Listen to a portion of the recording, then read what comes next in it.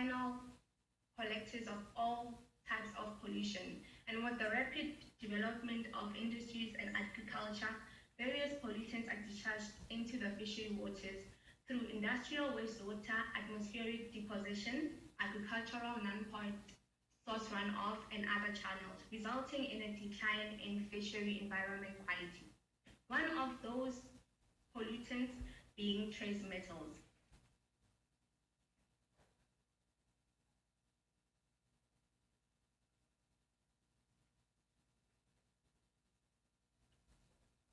There are 35 metals that are of concern of us because of residential or occupational exposure. And out of those 35 metals, 23 are heavy metals. Trace metals are persistent and non-biodegradable, meaning once they enter the aquatic system, they bioaccumulate in aquatic organisms and their concentration are biomagnified as they move up the aquatic food chain. Despite the many health benefits of seafood, frequent consumption of contaminated seafood can pose considerable health risk to seafood consumers. Heavy metals toxicity can lower the energy levels and also damage the functioning of the brain, the liver, the lungs, and other important organs. Long-term exposure can lead to physical, muscular, and neurological degradation processes that can imitate diseases such as multiple sclerosis, Parkinson's disease, and Alzheimer's disease. In South Africa, various studies have assessed trace metals content in vegetables, fish, water, and meat. And with the increasing demand of food safety and food consumption, trace metal accumulation in seafood, especially in commonly consumed seafood, as particular of great concern. But the aim of the study was to assess the levels of trace metals, use those values to estimate the dietary intake, the hazard quotient, the hazard index, in order to assess the possible human health risk. Moving on to the methodology of this study. The commonly consumed seafood, which was the calamari, the mussels, the hake, and the salmon used for the studies were purchased from retail markets in Pretoria. The samples were all frozen when purchased except for the canned salmon. All the samples with their meat, bones, and carapace were placed in a 60 to 86 degrees Celsius oven to dry overnight so that they can remove all the moistures. The dry samples were then grounded using a pestle and mortar until fine powder and then stored in a sterile container awaiting for trace metal analysis. In order to analyze the trace metals, the grounded samples were digested using the acid digestion method adopted from Borden and others. A 0.5 gram of the grounded sample was weighed into a glass beaker, and a digestion mixture consisting of 9 milliliter of 65% nitric acid and 37% hydrochloric acid was prepared and added to the glass beaker with the grounded samples. The mixtures were then heated on a hot plate until the solution was clear. Then they were allowed to cool. After they have cooled down, they were filtered using a 0.45 micrometer Wattman filter paper and brought to a volume of 50 milliliter of deionized water. The analysis of iron, magnesium, chromium, zinc, vanadium, nickel, copper, lead, arsenic, molybdenum, and cadmium were performed using flame atomic absorption spectrophometer. So in order to, like I said, in order to assess the human health risks, we had to analyze the trace metals levels and then evaluate the human health risk assessment by calculate the estimated daily intake, hazard quotient, and hazard index using those levels of trace metals. So the estimated daily intake was calculated using equation 1, where CTM the concentration of the trace metals. DSC is the average seafood consumption in grams for a South African adult, and BW is the body weight of a South African adult. The average seafood consumption was estimated to be 0.02 grams per person, and the body weight was taken as 70 kilograms for a South African adult. The calculated estimated daily intake of trace metals was further used to calculate the hazard quotient by using equation 2, where EDI is the estimated daily intake and RFDO is the oral reference dose of an adult. The hazard quotient of the trace metals were then summed up to calculate the hazard index using equation 3, where HQ of Fe is the hazard quotient of iron and HQMN is the hazard quotient of magnesium, and so on. For statistical analysis, the descriptive statistics and one-way analysis of variance were conducted using an Excel software. A one-way ANOVA statistical procedure was employed in the assessment of variation in trace metals distribution among the seafood products. The result of the trace metal concentration in hake, salmon, mussel, and calamari purchased from retail markets in Pretoria, South Africa, are presented in Table 1. And the results show that the highest trace metal concentration measured in hake and mussel was iron, while the lowest trace metal concentration measured in hake and mussel was cadmium. In salmon and calamari, the highest trace metal concentration measured was iron as well, but the lowest concentration measured was molybdenum. Table 2 represents the estimated daily intake of trace metals by consuming the commonly consumed seafood from retail markets in Pretoria, South Africa. So in order to check if the trace metals have the possibility to cause adverse effects, I calculated the estimated daily intake and then compared it to the oral reference dose. And from the results that I got, none of the estimated daily intake of trace metals were above the oral reference dose, suggesting that consuming this seafood will unlikely cause adverse effects.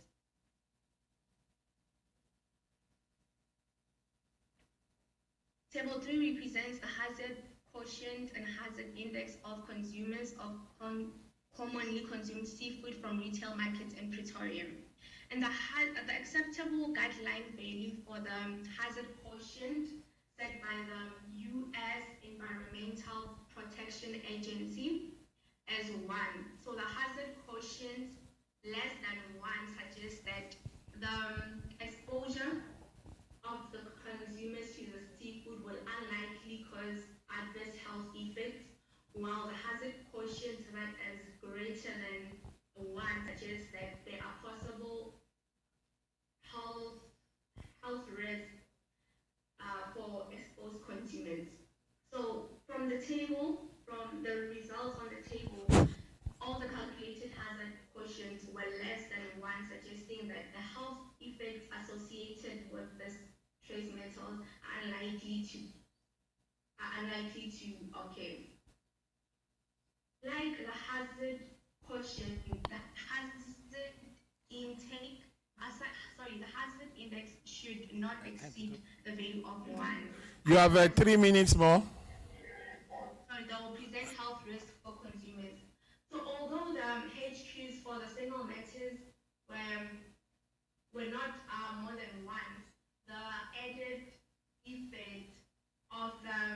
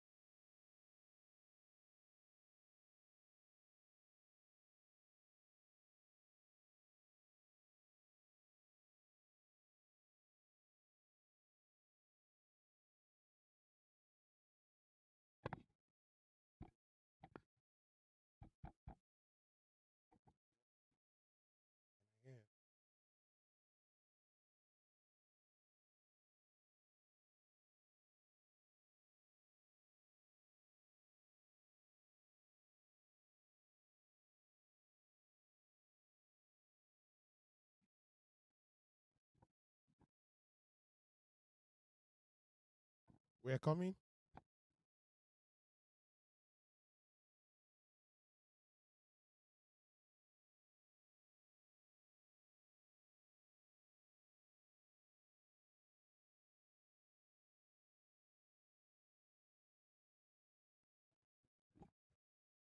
I think.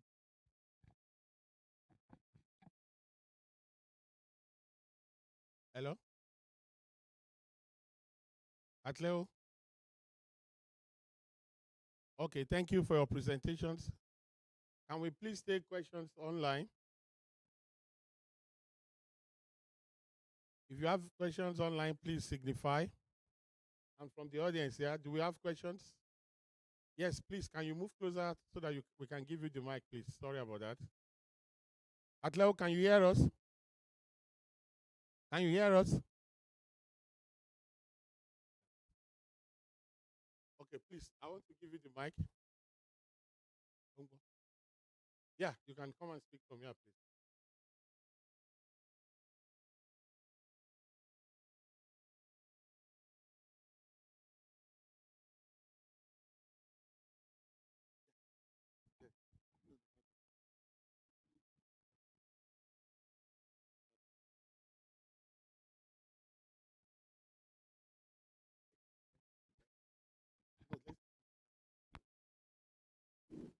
Yes, can we please give her a round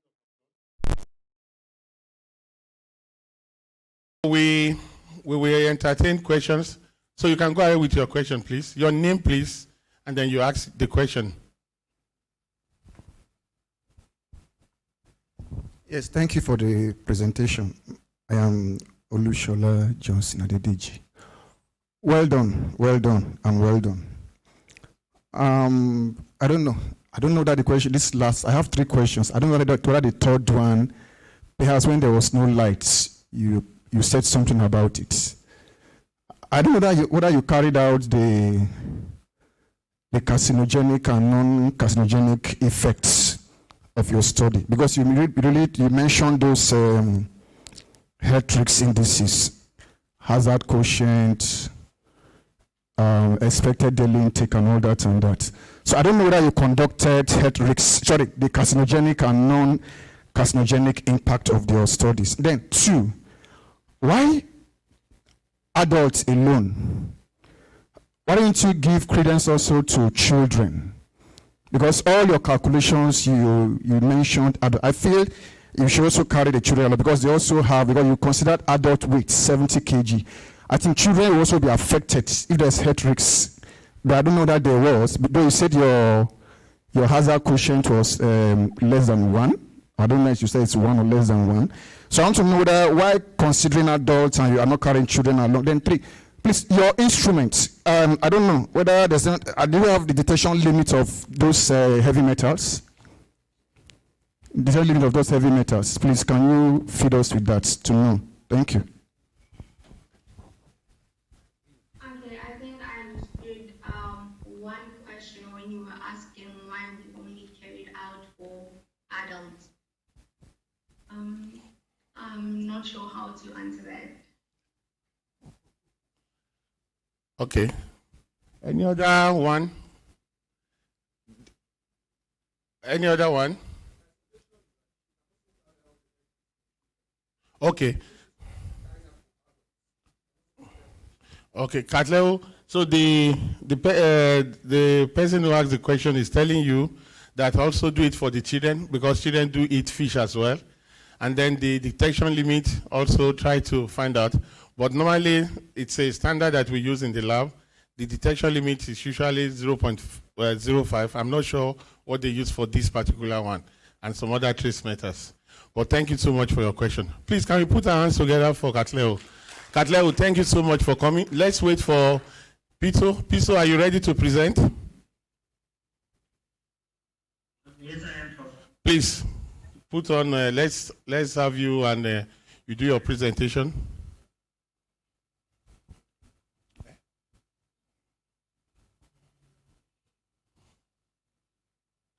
I see Hoffman raising up his hand or her hand.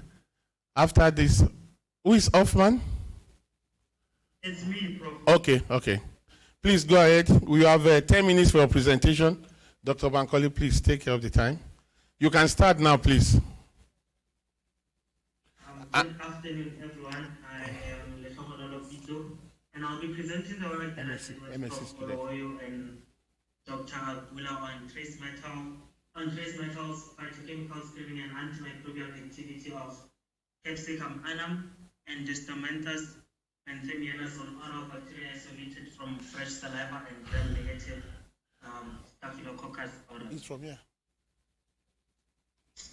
The outline of this presentation will include the introduction, problem statement, aims and objectives, method, results, and conclusion.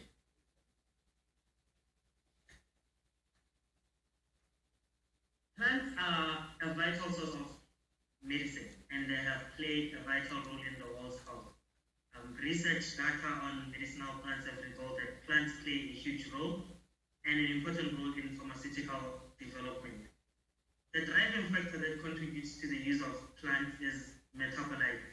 And plants' metabolites in medicine is the extensive belief that natural products are safer to use and claims of their efficiency. Secondary metabolites, as listed here, are commonly found in medicinal plants, having been extensively used in drug discovery research. Now, the presentation focused on chewing sticks, which are shrubs used to clean human teeth. Research has shown the correlation between medicinal properties and microbial activity to combat specifically oral diseases, including anti-caries and antifungal properties. Our focus was on two species of chewing sticks, Capsicum annum and Distomentus anthemianus, which are traditionally used to clean teeth in the western regions of Africa. They are both commonly found in the Western African countries such as Ghana, Nigeria, Cameroon, and Benin. Reports show that these two plants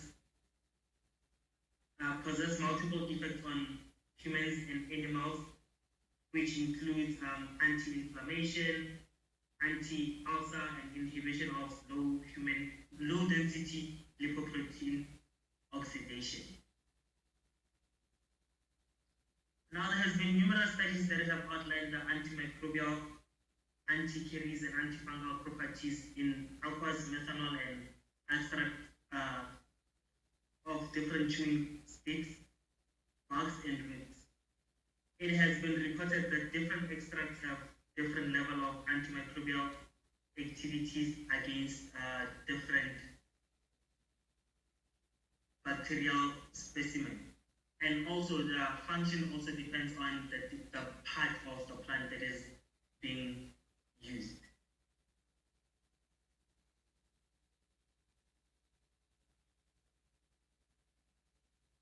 Now, the aim of the study was to investigate the activity of the plant on bacteria isolated specifically from fresh saliva. We conducted the study at the Sefako Health Sciences University.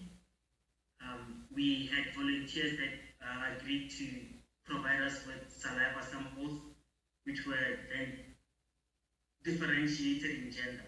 The samples were stored for later use in the minimum inhibitory concentration test. When extracting for trace metals, the sticks were over-dried for 3 days and then reduced to fine powder. The powdered material was kept in a cool, dry place. We used 20 grams of the powdered material in 100 milligrams of solution, and then it was left in the refrigerator also for another 3 days for extraction. For the antimicrobial test, we followed the similar procedure, but we used diethyl ether, distilled water, and ethanol as solution, or solvent. For trace metals, we used 0.5 gram of the powdered material from each species, and we digested it following the 1:3 hydrogen chloride and hydrogen nitrate rapid acid digestion protocol, and we analyzed the samples using an atomic absorption spectrophotometer. For phytochemical screening, we prepared the extracts using the solvents that I have already mentioned, and for quantification, we used the 96 well absorbance reader to differentiate the phytochemical components as the standard procedure. For the antimicrobial assay, the solvent extracts were determined by the agar wall diffusion method on nutrient agar media. On the agar plates, we had 6 millimeter dimension walls punched and filled with 100 microliter of the sample extract. The plates were incubated with the pathogen from pathogens isolated from fresh saliva as well as the Staphylococcus aureus to test for the zone of incubation around the walls in millimeters.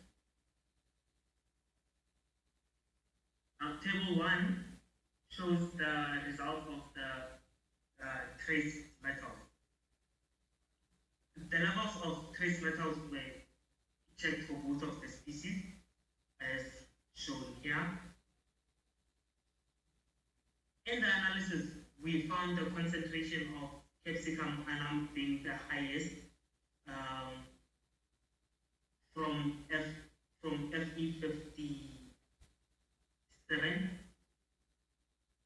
and for Benthamianus at Fe56, while the lowest was both for cadmium at 0.51 and 3.47. Now for qualitative, we checked if so basically here we were checking if the phytochemicals in the plant samples that we had used. For Pizzo, you have 2 minutes to go. For distomatous, we found that it tested positive for almost all of them except for alkaloids, while for capsicum annuus, it tested positive on most of them except for saponin.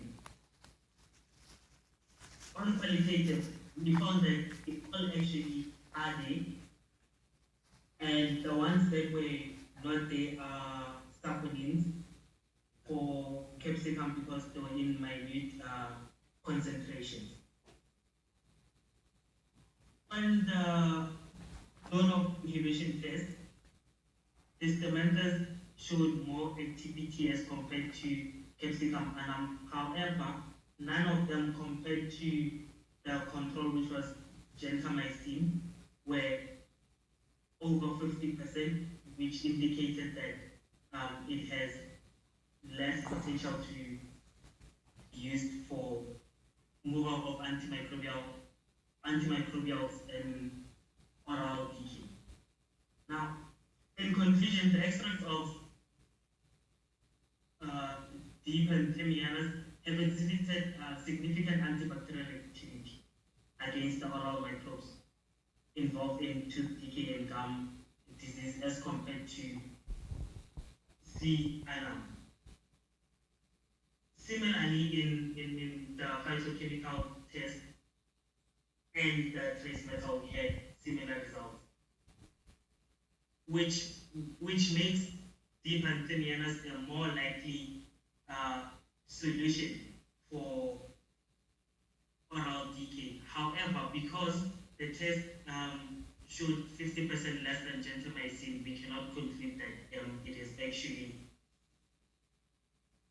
a good standard to be used for oral decay. Thank you so much. Thank you. Can we please put our hands together for Mr. Pizzo later on? Question, please. Question and comment. Questions, comments. Thank you, Mr. Pizzo. Thank you. Can we have Dr. Makinde, please, if Dr. Makinde is ready? Dr. Makinde? Okay, thank you very much, sir.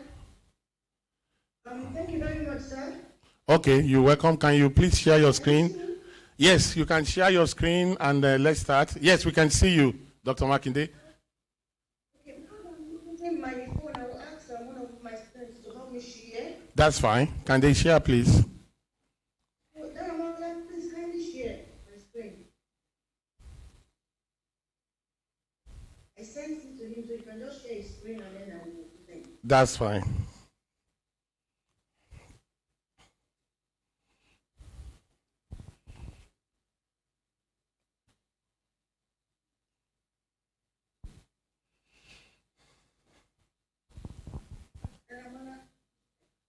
Okay.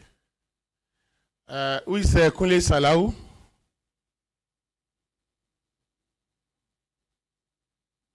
I can see your hand. Okay. Damola, please, can you share the screen so that we can go on with this session?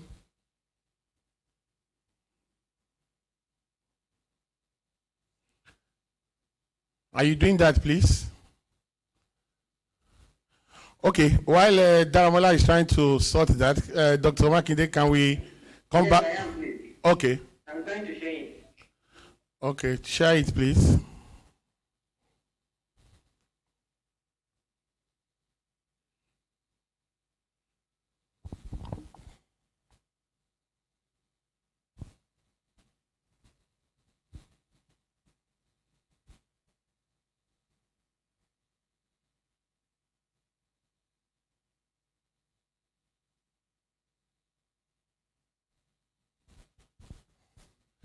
Okay, it seems that Damola is having some issues sharing the screen.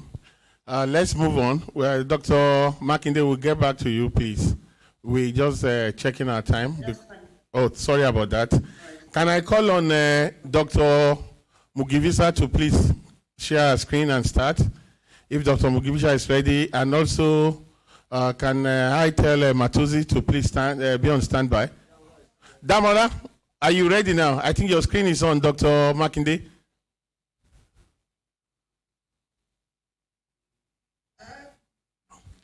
Dr. Mugusha, just hold on, please. Thank you so much. Damola, you are using another system that we don't understand, but it shall be well.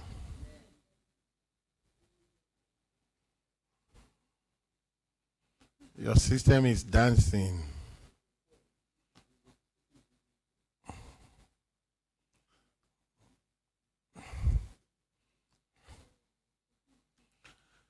Okay.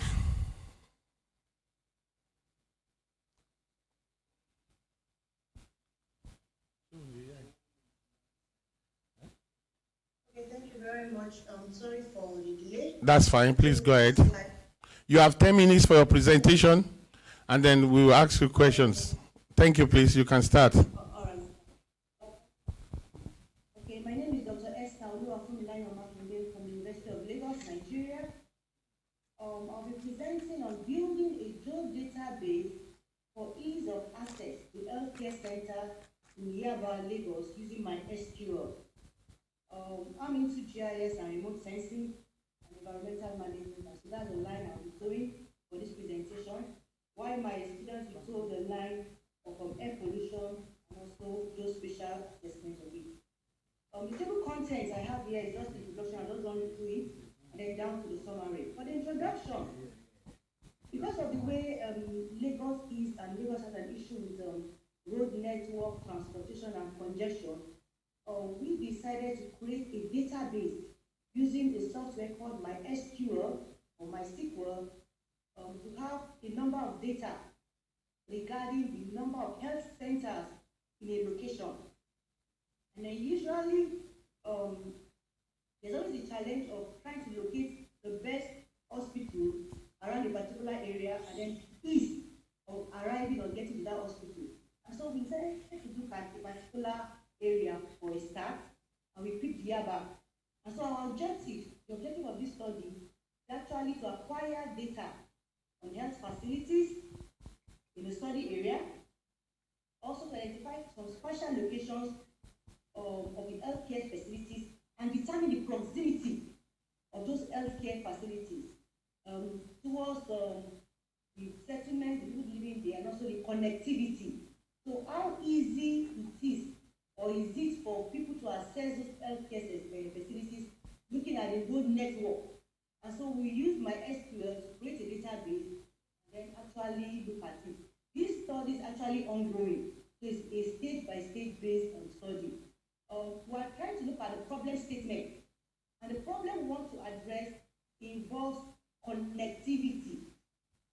Yaba is quite congested. Many of us may be aware that the loops that's actually in that axis, and so a lot of private bodies want to create establish their hospitals there, and so that could be a challenge. Although the area is populated, it brings a lot of population issues, traffic issues, and also transportation issues. And so because of that, we try to look at the problem of how easy patients can access the healthcare center, and also what kind of healthcare center will they be looking at, because they may have various needs. So we now looked at and said, okay, based on the problem on ground, we can create a database. This database can be grouped into various categories, and then from there we can now begin to see how we can now create ease of access. That means we can, at the end of the day, prepare an app that will now be able to that we use by individuals who we kind of at any time see in real time basis and decide which hospital is closest. We decide to take a particular route to that hospital. So we went through some studies and we had some literature. This has been done before. It's not a very new study globally, but for Nigeria, it's simply still new. And so we went out to look at some studies, and it has been done in various locations. We also looked at the time it takes. We also looked at how accessible the place is. Another location we looked at was Jeddah. That has been done in Jeddah. Also, if you look at I'm going to run through the study of my time. You can also look at another slide. A particular model was being used called the gravity model. And that model was actually used to look at the intensity of population and how easy it is to actually access these healthcare centers we are talking about. We also have the issue called the network distance. Because when you are talking about connectivity, you have to bring into play distance. And so we looked at some previous studies on that. And then when that came to our own study, we had a proposed methodology for our own study. So on the slide of proposed methodology, we started building our own methodology, what we want to do. And so we looked at using the network distance tool. So even though we have a database of all our hospitals, but we also want to look at how fast using your road network does it take for an individual in a particular location in Yaba to get to a particular hospital. What is the time duration? So we took that into consideration for our methodology. We also got some database, and we also went to the field as well. When we got from the Yaba local government, then went to the field as well, and went to GPS coordinates to get locations of all these hospitals. We also issued out some questionnaire. The work is still ongoing, so we are still on the field. And if you look at the chart, the chart just shows us an overview of what we are doing. We are collecting two types of data: the spatial data and then the non-spatial data. The non-spatial data has to do with the names of the hospital. Also issue out questionnaires to people, asking them the feedback. Okay, what is their perception of the healthcare around them, the road network, the people around? How do people easily get to the hospital? For the spatial data, we looked at the field data. We went to take GPS readings, we look at the base map, and then we kind of collaborate all these things together into a database. So the idea is to create a comprehensive database for Yaba that will include road network, communities, hospitals, and then the types of hospitals, and then we can now begin to run queries and see how we can generate very quick data based on distance. And so we have a preliminary result. If you look at the next slide on results, it shows us some of the data we have gathered already. The road network, some point locations, and then we can now begin to compute proximity in terms of what is the shortest distance we take to leave a point in Yaba to get to the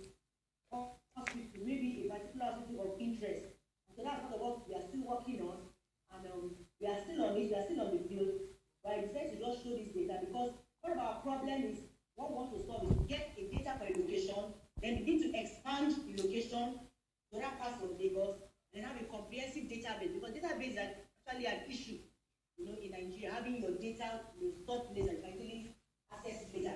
And so that's the entire scope of this study. And so in summary, my SQL will be the technique I will use to generate query. So query has to do with coding. So like when you move into coding, you can easily just say, okay, select this, where is this, bring out this, and then it begins to bring out your results in real time, very, very fast. So that's what we are moving into. So my SQL is the technique we're going to use for that particular purpose. Generate all this information, and it can be used at any level, depending on the situation and the circumstances. Thank you very much. Thank you so much. Can we please put our hands together for Dr. Makinde?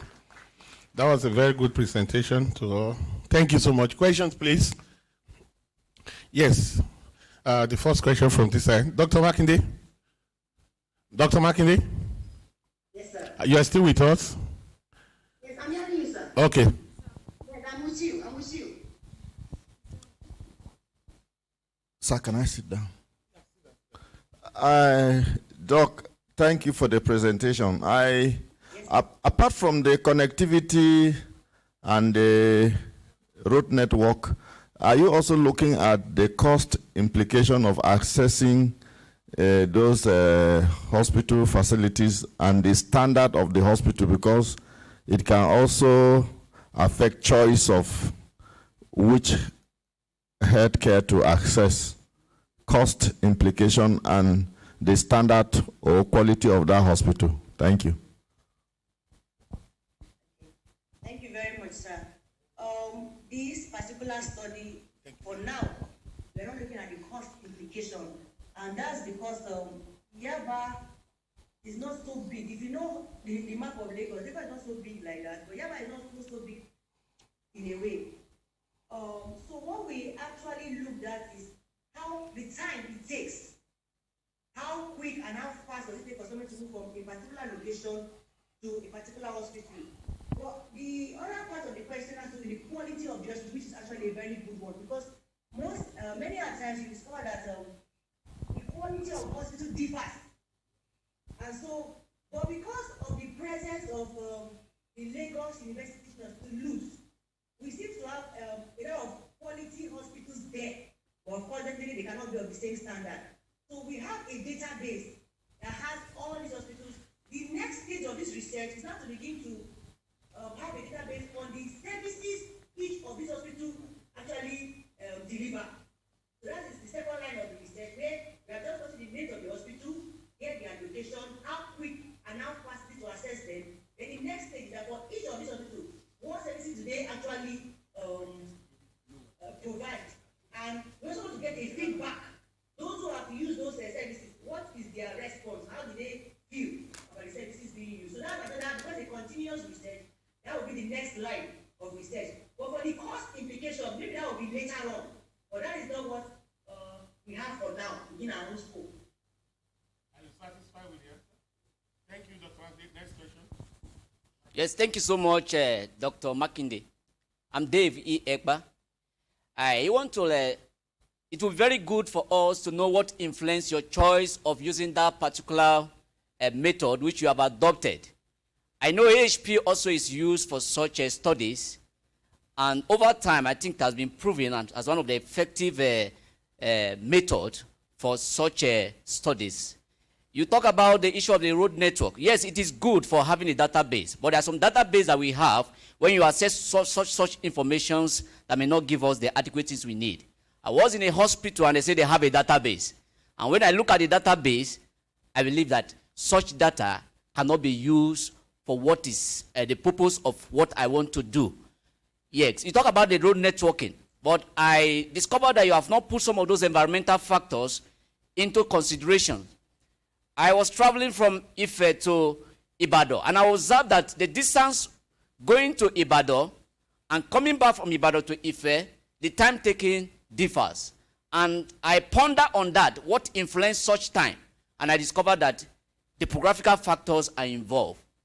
If you talk about issue of the route, that this one is longer or shorter, and you fail to put into consideration the topographical figures or variables, that may not still be effective. Because when you move and look at the elevations of a particular terrain, that also affects the road networking. But in your presentations or your studies, I discovered that that is not put into consideration. Please kindly tell us the cogent reason that influence using the particular method that you are proposing. Does it mean that those ones in existence before now are not effective? Or the one that you have proposed now has not been used before now? Thank you so much. Okay, so thank you very much. Thank you very much for your questions. So there are so many questions in one, so I'll pick it up one by one. First of all, the method, using MySQL, which is the software. MySQL, if you search about it, is actually very global, and it comes in various capacities. We have the community version, and we have other versions. We have your workbench and all that. It's easy to use, user-friendly, and you can actually generate codes from it very easy. So using MySQL is a very good way to start up and then build on it. MySQL is unique because it's not a common software being used, although it still goes in line with the same programming language. And now this world is now going coding, and so this part of what we also want to do and put people on board to know how to code and get out results when you issue out queries and then you get their results. So that's why I'm using MySQL. For the method, you may not be familiar with Yaba.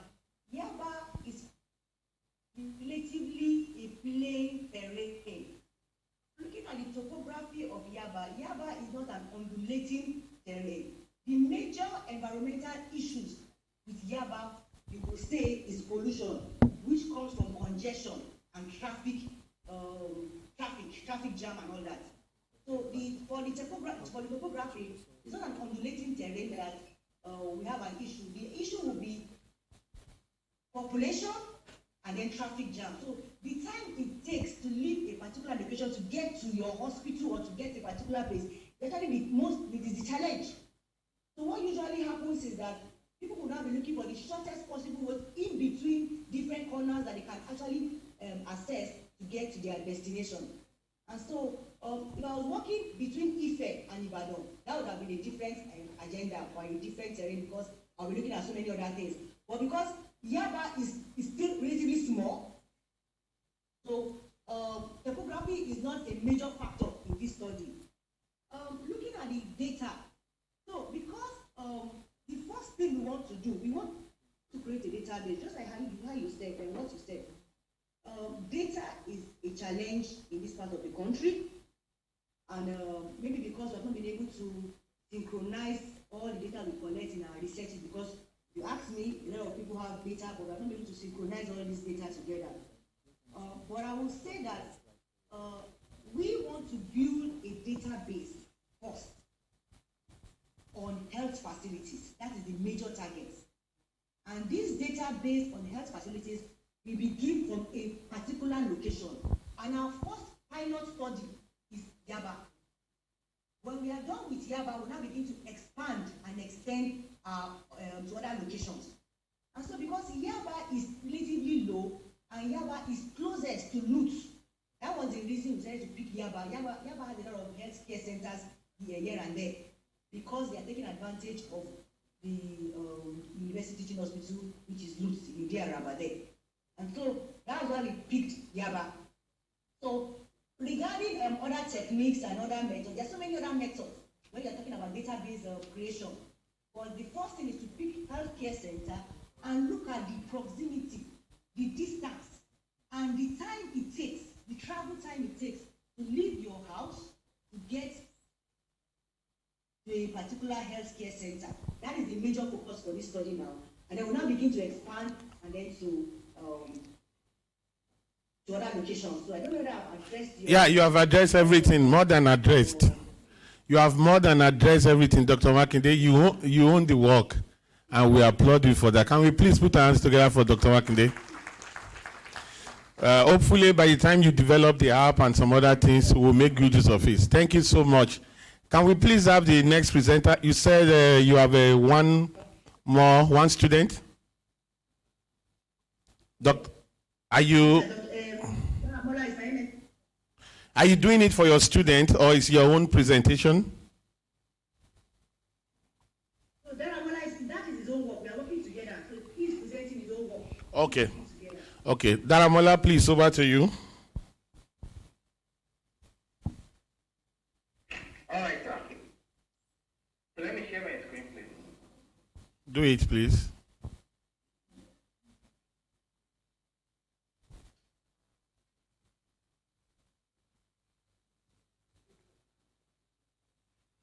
This is the Are you, presentation on Daramola, are you an MSc student or PhD student?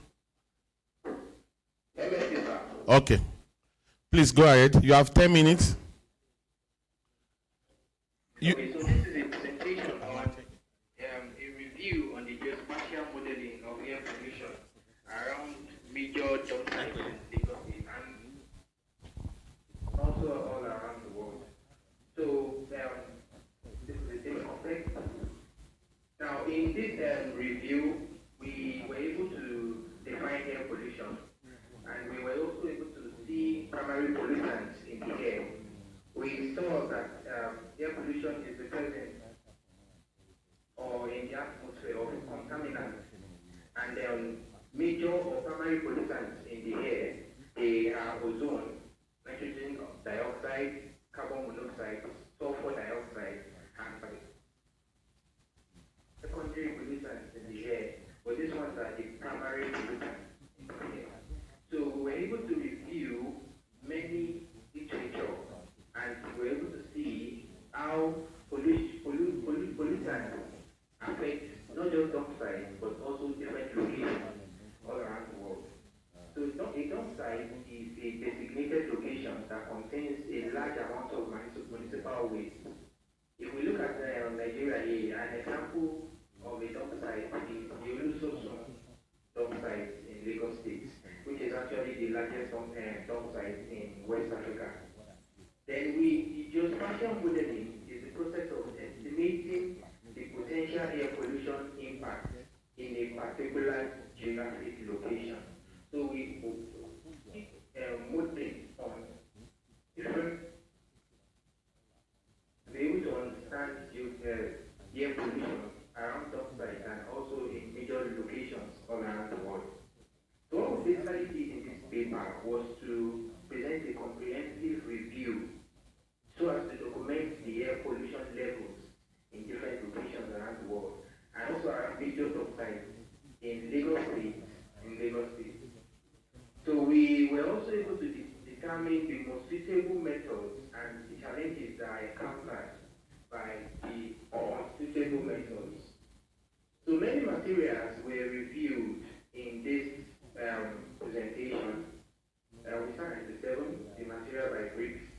And then we reviewed so many materials down to 2009.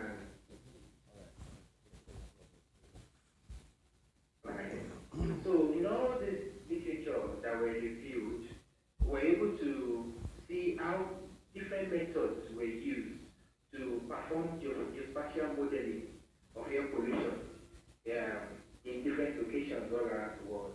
And we did it over time. We started in 1997, so we can be able to see if these methods are still effective even till recent times. So the methods that were, different techniques that were used, one of them is spatial that is used to estimate variables at an unmeasured location from observed values at nearer locations. So this screening is it's one of the most popular interpolation methods that was used by many of the literatures that we reviewed. And the reason is that when you want to use screening, you get sample points, then you find measurements in those sample points, and then creating will help you to be able to estimate data for other places that were not sampled. So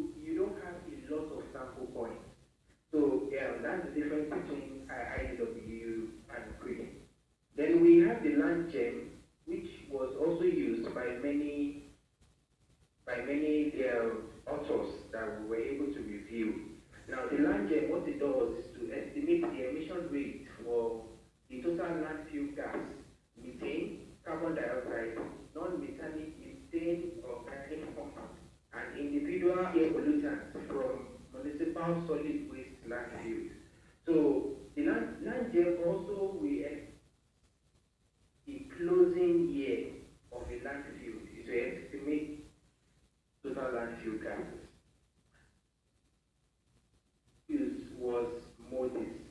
In many literature that were reviewed, the MODIS, which is a satellite image, yes, a satellite data image, it was used to obtain information on atmospheric temperature and humidity, cloud properties, aerosol properties, and so on and so forth. So we're able to use all of these to be able to get data on air pollutants, especially particulate matter. Then the regression was also used by many authors in the literature that we reviewed. Now, what the regression basically does is to describe relationships between two variables. So regression was used many times when possibly we have a land data and then we have a satellite data, and you want to find the relation between those two variables or those two data. So regression will be used in that regard. So the result of the literature, it shows that there is a big connection between air pollutants and health risk. It also shows the degree of prevalence of air pollutants around major dump sites all around the world. Now, some of the things that were in this, some of the pollutants, primary pollutants that were seen by many authors is nitrogen dioxide. And then, based on many reviewed materials, it shows that when there is an incineration of waste at dump sites, NO2 will be present. Then another one is sulfur dioxide. And many of the reviewed studies, they also show that there is an average to high level of sulfur dioxide in many of the study areas. Another is particulate matter, which was basically used for MODIS, which MODIS was used to get the particulate matter. But not just MODIS, we also have land instruments that were used to get the data for particulate matter. So we have two examples of particulate matter, which is PM10 and PM2.5. Now, PM2.5 is the most dangerous common particulate matter air pollutant that we have. So in many study areas, it was shown that there is PM2.5, there is the presence of PM2.5 due to, which is an air pollutant, especially in major dump sites all around the world. Then, okay, that is for PM2.5. Then we also have carbon monoxide. Carbon monoxide in dump sites is present as a result of vehicular movement. You know, we have trucks that take dumps in and out. Okay, they take it into, not out now, into the dump site. So the presence of those vehicles, it brings CO, carbon monoxide, to the dump site. And also incineration of the dump site then, of the waste, it also brings carbon monoxide. And all of this causes health risk to people all around the dump site. So what is, in conclusion, what this review has been able to do is to show a lack of sufficient air quality in many countries around the world, and Lagos is not an exception. And that is because Lagos does not have enough, or Nigeria in general does not have enough air quality monitoring systems or equipment. So it makes it insufficient for us to understand air quality. Then it shows that there is air pollution in and around major dump sites in Lagos and also around the world. It shows that these primary pollutants, CO, PM, NO2, and SO2, are the predominant air pollutants around major dump sites in the world and in Lagos. Daramola, you only have 2 minutes to go. So this is what the review does. So this review has been able to help us to see, using different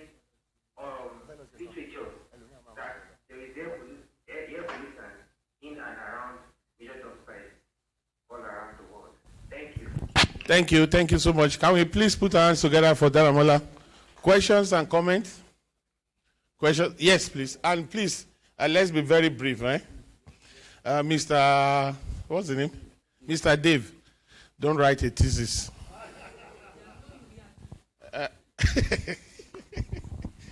Thank you very much for the presentation.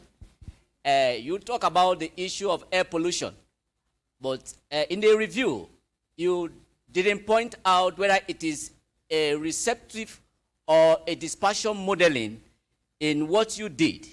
And one of the questions I want to ask is this. Why do you base your review on dump site alone? Literature has reviewed over time. Even in Lagos, I've read about that.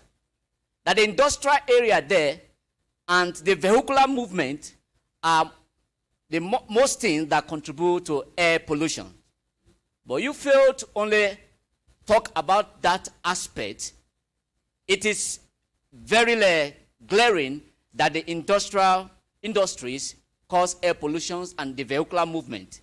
But you focus yours on the dump site, which I know that such are very few in our locality. Please, can you prove to us the cogent reason for revealing or base your literature on the dump site alone? And possibly you can tell us the nature of the modeling that we have. I know we have receptor modeling and the dispersion modeling of air pollution, but that wasn't reviewed in the work you showed us. And none of those geospatial techniques that you said, the issue of buffering using Arakika was not also reviewed, because the dump site, if you want to set a dump site, the settlement, the distance will be considered, and those Arakika method was not also reviewed in your work. Can we first of all clap for Dave? Now, your comment, please, Daramola. Okay. Thank you very much, sir, for your question. And please be brief. Okay, sir. Dump site, there isn't much that has been done on dump site. There isn't a whole lot of materials or literature that's done on dump site. So that's the reason why there is a focus on dump sites, because many times it has been seen that locations or residents that are living in close proximity to dump sites, they used to have health issues, lung problems and so on and so forth. So that's why we now focus on the dump site, so that we can be able to see possibly if these health issues is related to air pollution that is in that dump site or in and around that. So that's why we focus on the dump site. Thank you so much. Can we please put our hands together for Daramola? Please, the next presenter, please. Pardon? Sorry, sir. They can just add to what he said. This study is actually geospatial assessment. And so we are looking at a focus called dump site. Sources of pollution are many. So we cannot be talking about industrial, water, and so many. So we want to focus on only dump sites and look at the geospatial assessment of it as it relates to the environment and apply to dump sites in Lagos. That's what the focus of this particular study, sir. Thank you so much, Dr. Makinde. Thank you. Let's move on to the next presenter. Is Dr. Mugisha Reddy and Matozi?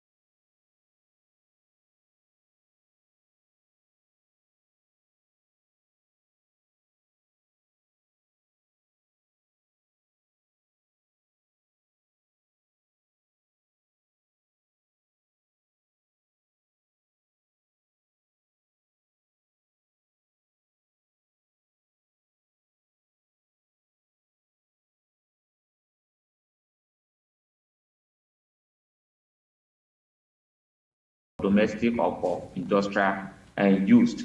So here a mathematical model is developed in this direction, considering all the nanoparticles and the properties. Then the model was later, we have a partial derivative model that was developed, which was transformed to an invariant differential equation, coupled differential equation, and was solved using a shifted Chebyshev method. As a way of reduction, presently we have two major sources of energy source, which are renewable. The most common one is one we use at home presently, which is the use of photonic that is PVC, that is photovoltaic method, and we have the CPS, which is concentrated solar power. The PV is the one we normally see around us that has a solar panel and things like that absorb sun during the day and uses as energy either in the night or even in the daytime. But here we are looking at the concentrated power. What happens if there is no light, or if the weather is so cold that there is no sun for that particular day? And that means the energy absorption by the solar panel will be minimal. So that's why we are so much interested in looking at another means of generating power apart from the solar energy. So since in line with solar energy, but what happens when there is no light? And that's what we are trying to look at here. So we are looking at a concentrated solar power, another means of replacing the PV, which it can work even when there is no sun. The only thing that this system needs for it to work is just to absorb a light, small. Once it absorbs a light in a day, in the night when there is no light again, this one continues to work because it is built on a chemical reaction, on a chemical species that the reaction will continue even when there is no light. The only thing that we need the light for is just to absorb sun, and the sun will be reflected on the concentrated solar system. Once it's reflected, then a continuous reaction will be generated, and heat will continually generated for a power supply. This is a typical case or example geometry for a concentrated solar power. This is a semantic structure for it. Look at what is here. The sun, these are mirrors that absorb during the daytime. They collect the light, not that they absorb it. What they do with the light is that they reflected the light in a receiver. The receiver contains a chemical species that once the light is reflected on that chemical species, a reaction will start. Then it will be generated to power energy for domestic and industrial use, and that's what we are majorly. So the heat generated there can be saved for a while. You can have a tank like what is here, where the heat can be saved. When there is no light for 3, 4, 5 days, this heat can still be available to use, even when there is no light, even in the night or in the day, when the weather is cool and there is no much sun that will be reflecting on the receiver. So that gives a typical form. Then the second diagram here is the flow diagram. That is what you see, the particle inside this thing here, in the second diagram here, they are the nanoparticles, the reactions, and what happens inside the receiver. We have a receiver as part of the structure in the figure 1. So the receiver receives the sun and the reactions start. Even when there is no light, the energy continues to supply. So a mathematical model of this is developed. I don't know if you can see flow with me with the mathematics, but let me just explain a little. What the first equation here shows the continuity equation, that is to show that the flow continues without cease. Then the second equation is the velocity equation that discusses what is the rate of which the fluid is flowing inside the receiver. Then we have the third equation, which is the temperature or the energy equations that shows how the heat will be transferred or generated from the system. Then these 3 equations are subjected to a boundary condition. These are constraints that are being considered. That is why we call it in mathematics, we normally refer to it as a boundary condition or boundary constraint. So combined with the main equation and the boundary conditions, Then this other equation here was solved. I mean, this equation, here we have equation that is U equal to this and V equal to what is here, T, theta of psi is equal to this and things like that. This equation here, that is the fourth, I think that should be the fourth equation. Something is blocking my screen here. I can't see to the rear side. However, so that is equation 1, 2. That should be equation 6. So equation 6 is used on the major equation that was given earlier, that is equation 1 to 4. It's used on it to transform the differential equation to a physical form where we can have the thermofluid physical terms coming up. So that's what we have here, and that is equation 6, 7. Then the boundary condition that was earlier given was also transformed using the same condition we have in equation 6, and we have this equation 8. The three, equation 6, 7, and 8 are solved together using a semi-analytical method, which is called Chebyshev method. And this defines the method that the Chebyshev collocation scheme was used. After the transformation, initially we started with U, but the transformation was taking place. The transformation that occurred there is invariant. That is, even with the transformation, nothing has actually changed. We only move from dimensional form of the model to dimensionless form. And that's what happened, and that's what we did for the transformation, so that we can have a physical parameters that is applicable in physical life, in science and engineering, so that we can have it coming up in the model, and that's what we see. And those are the parameters that you see reflecting here, that is the delta 1, beta, and many others. They are physical terms. So solving these equations, we solved the equation and compared. The result was compared with other results. Though I put it as figure 4, table 1, table 5. I also have other table, that is 1, 2, 3. Table 1, 2, 3, those I don't have it here captured. But table 1, 2, 3 are the experimental values. We actually use experimental value to carry out the study. The experimental value for nanoparticles, for the nanoparticle that is the copper ferrite nanoparticle, we use the physical parameters, the experimental parameter values for the titanium oxide, and we also use physical value, that is the same experimental value for ethylene glycol and water to carry out the studies. So no absorption or a arbitrary value was just choosing. Those arbitrary values that was even choosing were based on other existing reports. So to establish the correctness of our work, we compared the result of our current study with the existing one, that is the reference 32 and 43 was compared, and we find that we have almost the same result.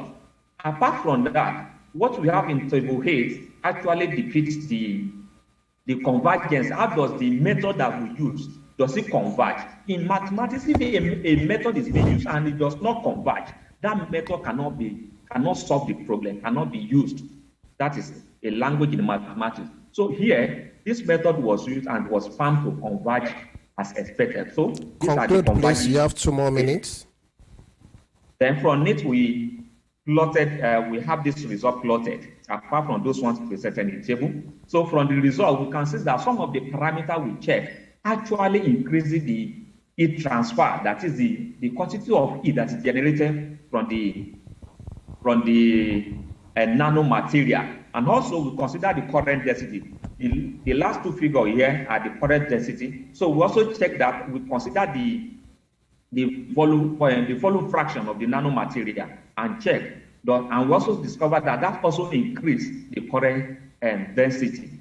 Then from conclusion, from our result, we discover that some of the considered material, the considered parameter actually increases, because we look at 2 things. We look at a hybrid case and also compare with when it is not hybrid. That is a case of when combined 2 different nanoparticles and a single case. A unitary nanoparticle was considered. And we discover that hybrid nanoparticle increases the heat transfer, the heat conductivity, and the heat generated with about 9.3% compared with a unitary nanoparticle. So that shows that in generating heat, apart from using the normal solar energy source, that is solar panel, we can also use concentrated solar power, which is a very good source and a reliable one, even than the solar panel that we use. These are some of my preferences. Thank you. Thank you. Thank you. Thank you for your presentation. Questions or contributions for the presenter? The people online can also ask their question.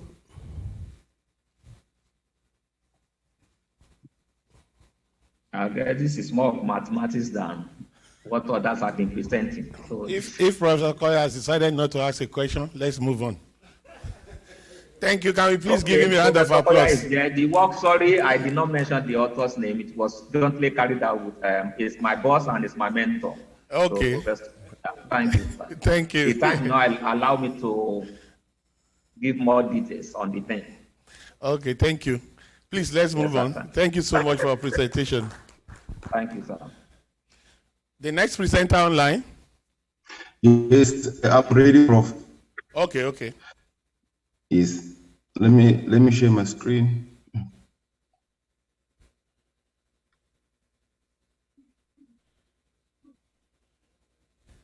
Yes, that's my screen, Prof. Okay, you can start. All right. Good day, everyone. My name is Matozindi Cheni, and I'm going to present my master's work that I did with Aina OE and Olowoyo JO. That's Prof. Okay. The title of my presentation is basically I'm going to look at the effect of municipal sewage sludge on the levels of trace metals in different varieties of tomatoes. I don't think this is your. Please check your screen properly. You're sharing another thing.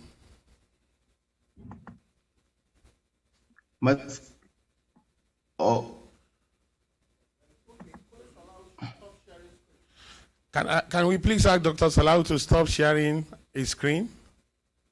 Okay, sorry. Yeah, maybe it will appear after he stops sharing. Okay. How do I do that? Just you can leave and then log in again. Okay. Okay. Can we see my slides? Yes, we can see it now. You have 10 minutes for your presentation. Thank you, Prof. Yes, like I said, my name is Matozindi Cheni, and I'm going to be presenting my master's work that I did with Aina OE and Prof. Olowoyo JO. Basically, we looked at the effect of municipal sewage sludge on the levels of trace metals in different varieties of tomatoes.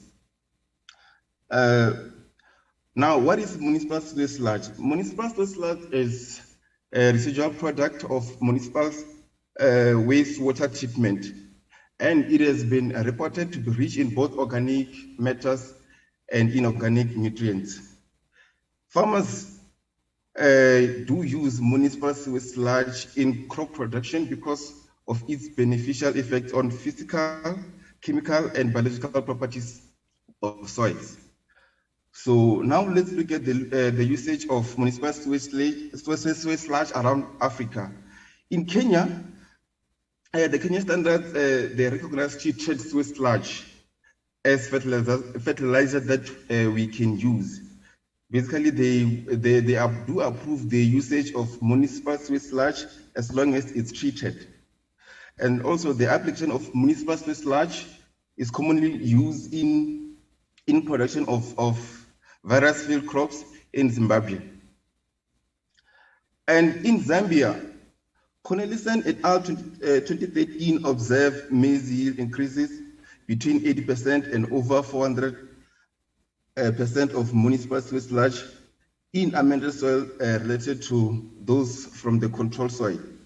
In Ghana, Yeboah and Apia Yeboah in 2009 reported an increase of net nitrogen recovery of up to 5% when municipal sewage sludge was applied to cornfield of sandy soil. Now, let's look at the disadvantages of using municipal sewage sludge. Prof. Olowe reported that municipal sewage sludge may contain different pollutants such as trace metals, pharmaceuticals, and some polycyclic aromatic hydrocarbons, among other things. So now the question is, what is trace metals? Because in this presentation, we're going to focus more on trace metals. What is trace metals? Trace metals are non-biodegradable compounds that can accumulate in living tissues, causing various diseases and disorders. Basically, these are compounds that don't just decompose, they don't decompose. Okay,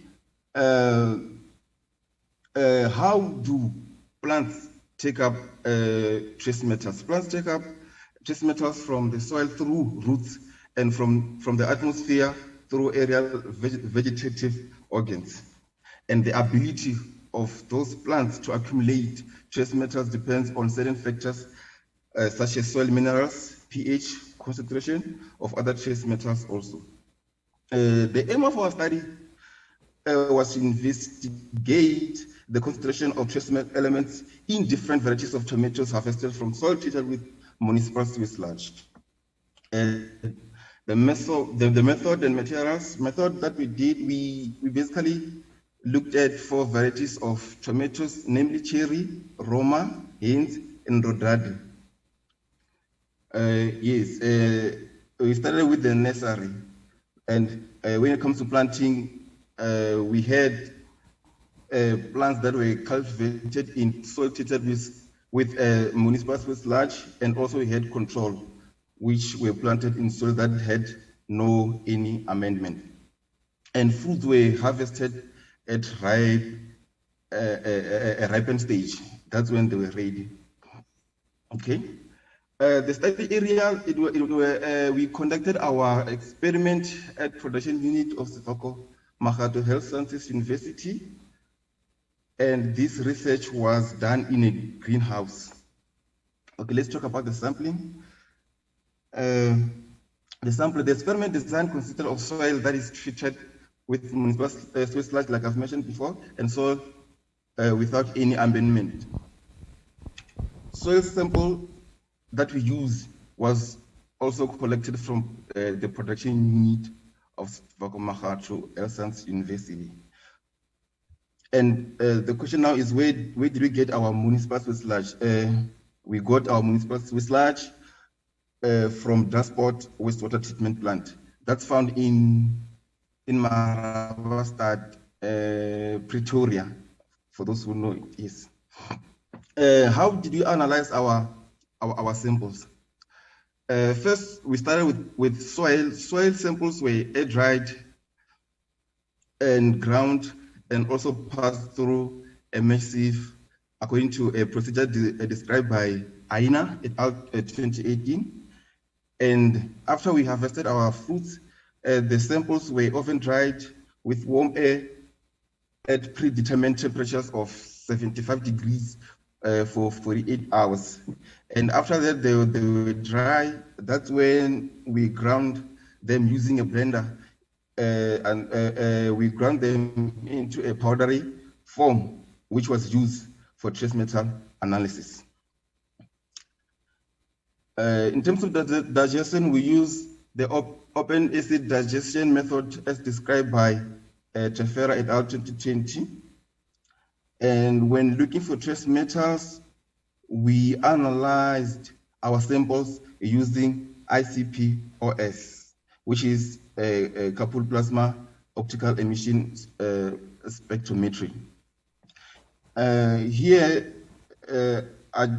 it's the picture of how we started. You can see we started with the nursery, and this is when we were done with planting, transplanting, and this is how our tomato plants turned out.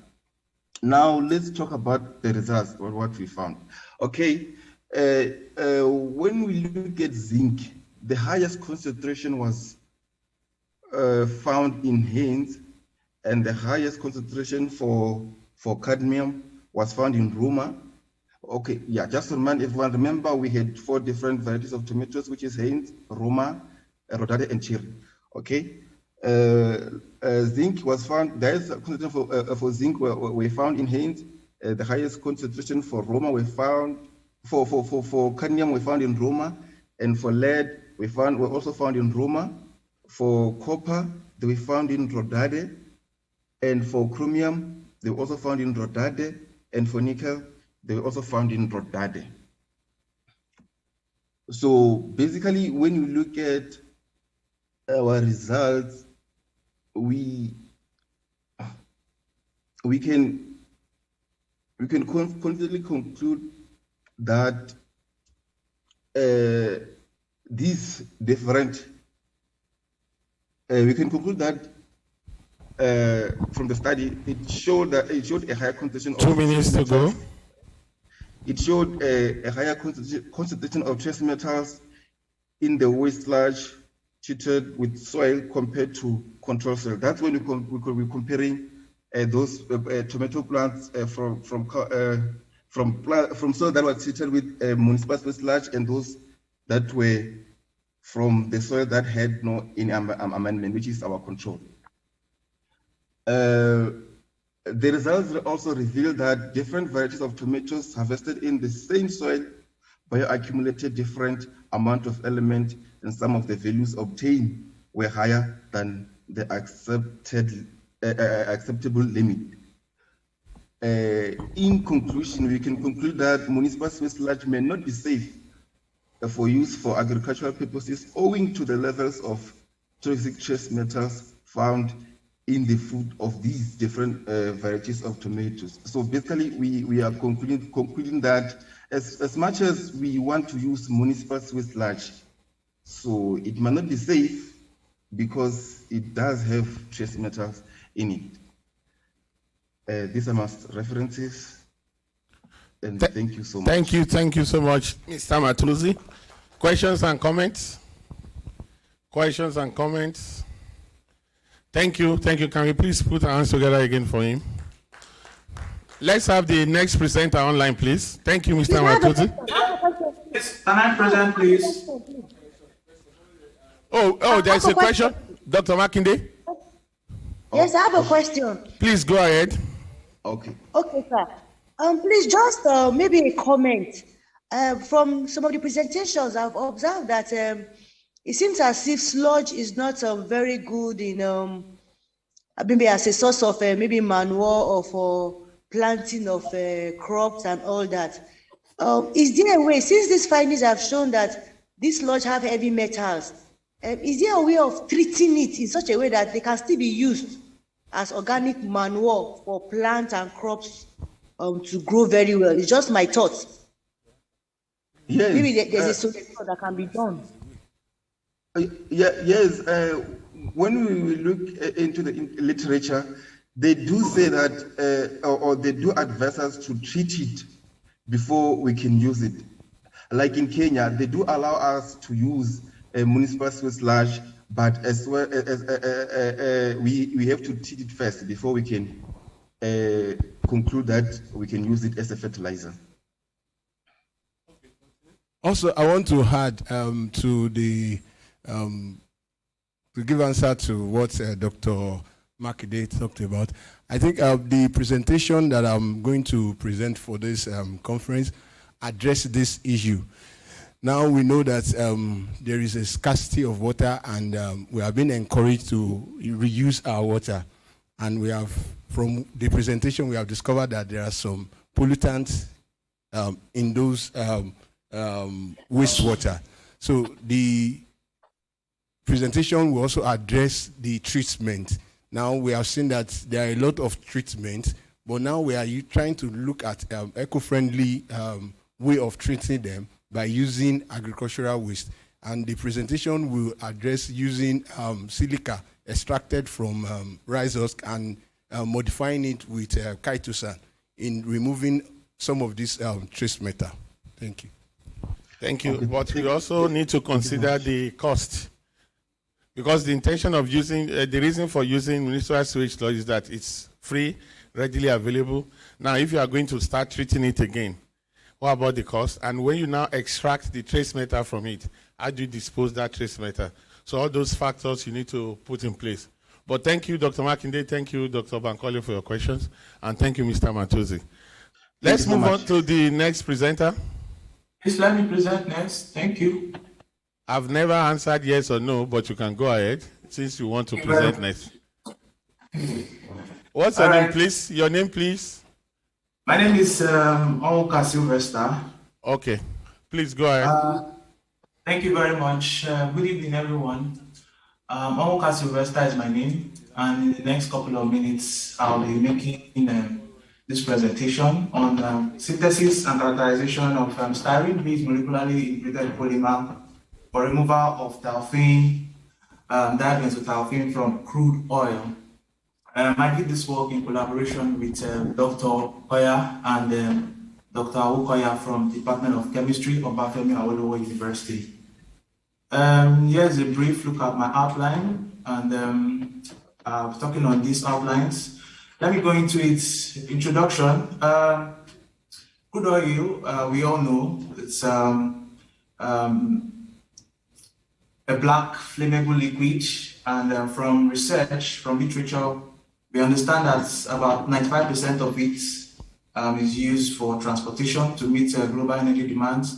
And projections are showing that despite the clamor for renewable energy sources, it will still be available till at least 2050, and that is by Parata et al. 2016.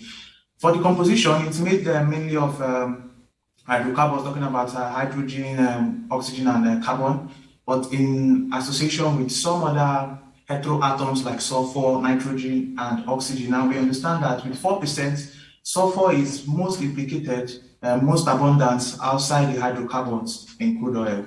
And why do we have interest in sulfur?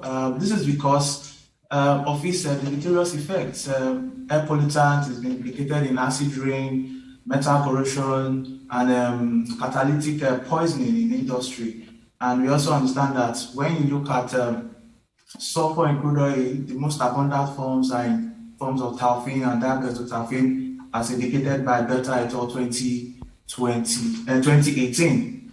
And this is actually the problem here, the research problem we're trying to solve, which is because the conventional method, which is hydrodesulfurization, not only has it proven insufficient for some forms of talfinic compounds, we also understand that even the waste product, which is hydrogen sulfide, is also a problem. And this is why we want to explore, adsorption, desulfurization strategies using imprinted polymers for the removal of sulfur.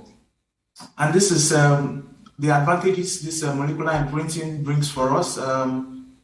It has is very robust, high selectivity, storage stability. It can be used over and over again, not without losing its efficiency, as we are going to see in this study. It's also durable, stable to heat, and also harsh chemical condition. And this is why we're trying to employ this method. And that is because of the lock and key,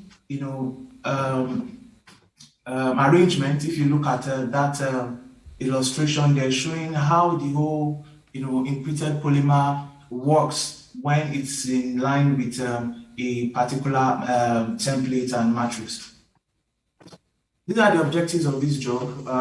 We designed the imprinted polymers, and after which we characterized them using various methods, and then we investigated their adsorption capabilities in crude oil. Here is a brief outline of how we went about the study. We did our polymer synthesis with the monomer templates, cross-linker initiator. Then we did our template removal and leaching using methanol and acetic acid in a ratio of 90 to 10, as proposed by Awokoya et al. 2013. Then characterization was done using different methods. We used FTIR, we used SEM, and of course XRD to characterize this MIPs and NIPs. And of course, we did our simulation in the lab, using NXane to simulate with talfine and dibenzotalfine, and then we did our batch adsorption experiment to investigate for different parameters.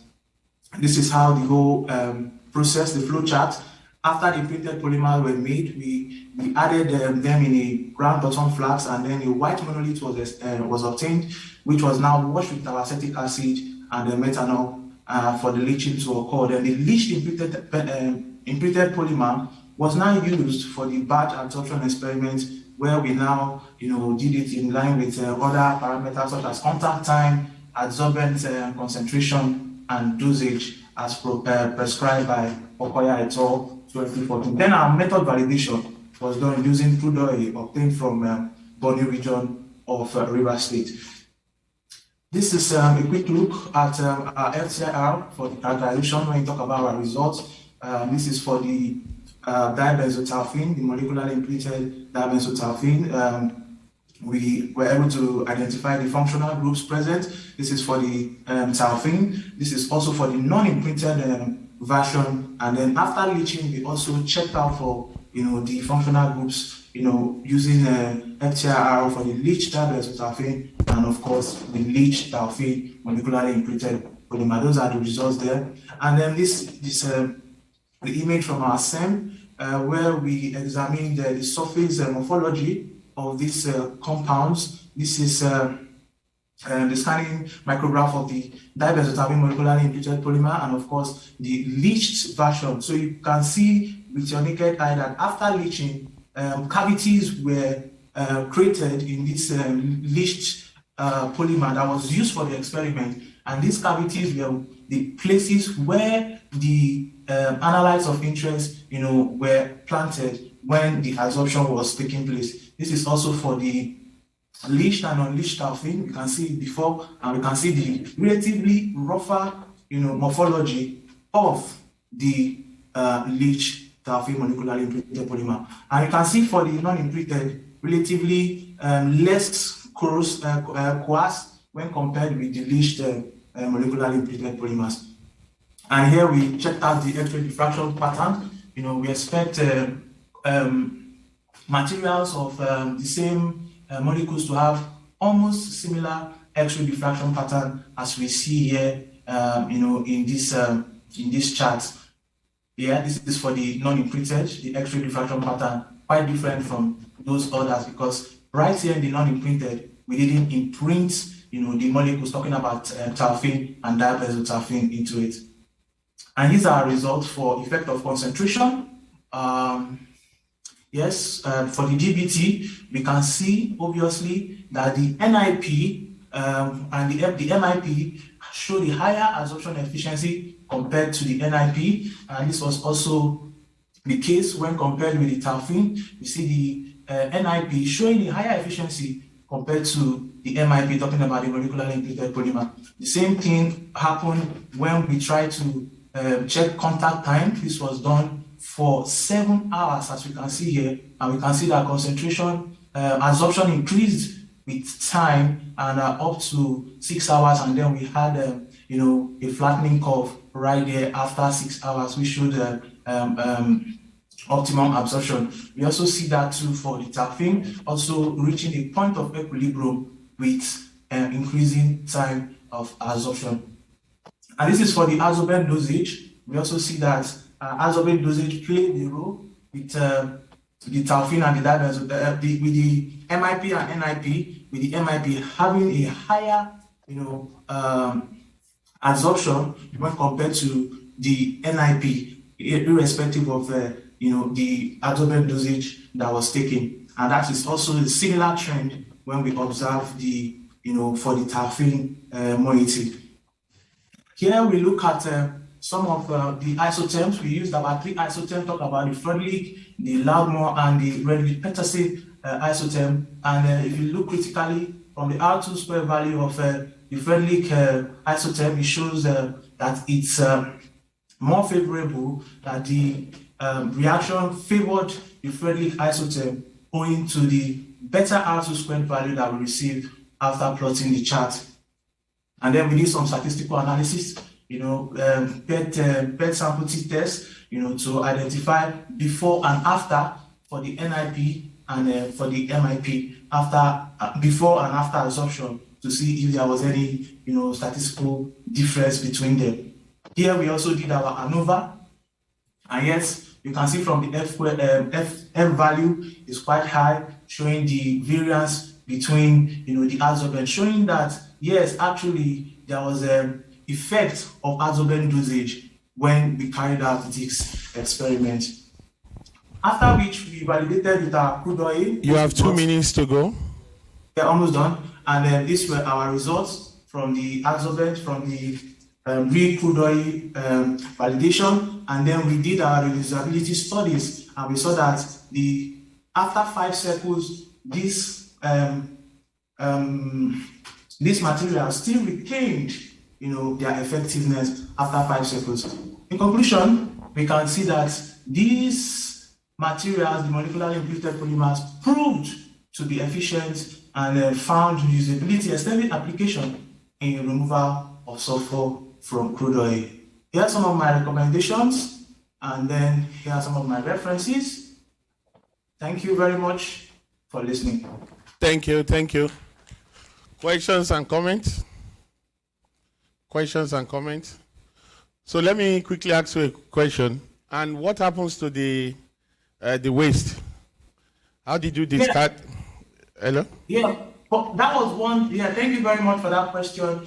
That was one consideration we put in for this experiment, and that was why we did the reusability study. So, in a nutshell, there will be no need for immediate waste, because from other results we saw that these materials can be reused even up to 5 times, even up to 10 times without losing their effectiveness. So what you do is you leach and then reuse, you leach and reuse. So it reduces the possibility of disposing them immediately into the environment. It was a major consideration for this project, and that was why we did the reusability studies to show that these materials can be repeatedly used without just using them once and discarding them to the environment. Thank you so much. Thank you. Can we please give him a round of applause? Let's go to the next presenter, please. Gilbert? Gilbert?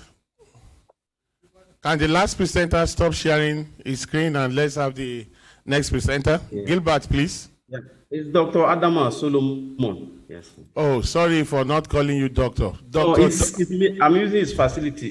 Yes, Dr. Solomon Adama, doctor. Yes, yes, sir. How about that? Yes, sir. It's okay. Thank you. Please go ahead. Good evening, everybody. I stand on the existing protocols. I want to present a review work on industrial wastewater effect on ecosystem and the way forward.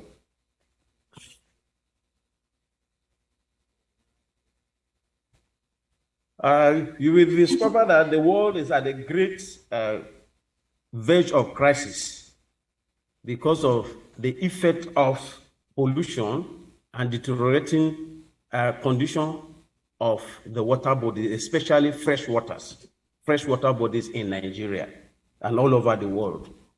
The various domestic activities, washing from home, water from toilets, the industrial large-scale activities, the minor cottage industries, processing of oil, cassava, and so on. All these generate waste water, and this water are not treated. They are not released up like that. Through the rainfall, they are washed down, or they are surged down, or some of them that eventually get down to the soil also seep down to the nearby streams.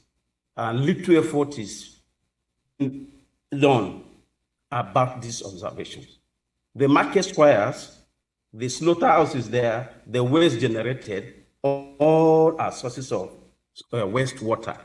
And industrially, most of the industries, the pharmaceutical industries, the paper industries, what have you, all generate liquid waste, and these ones are discarded.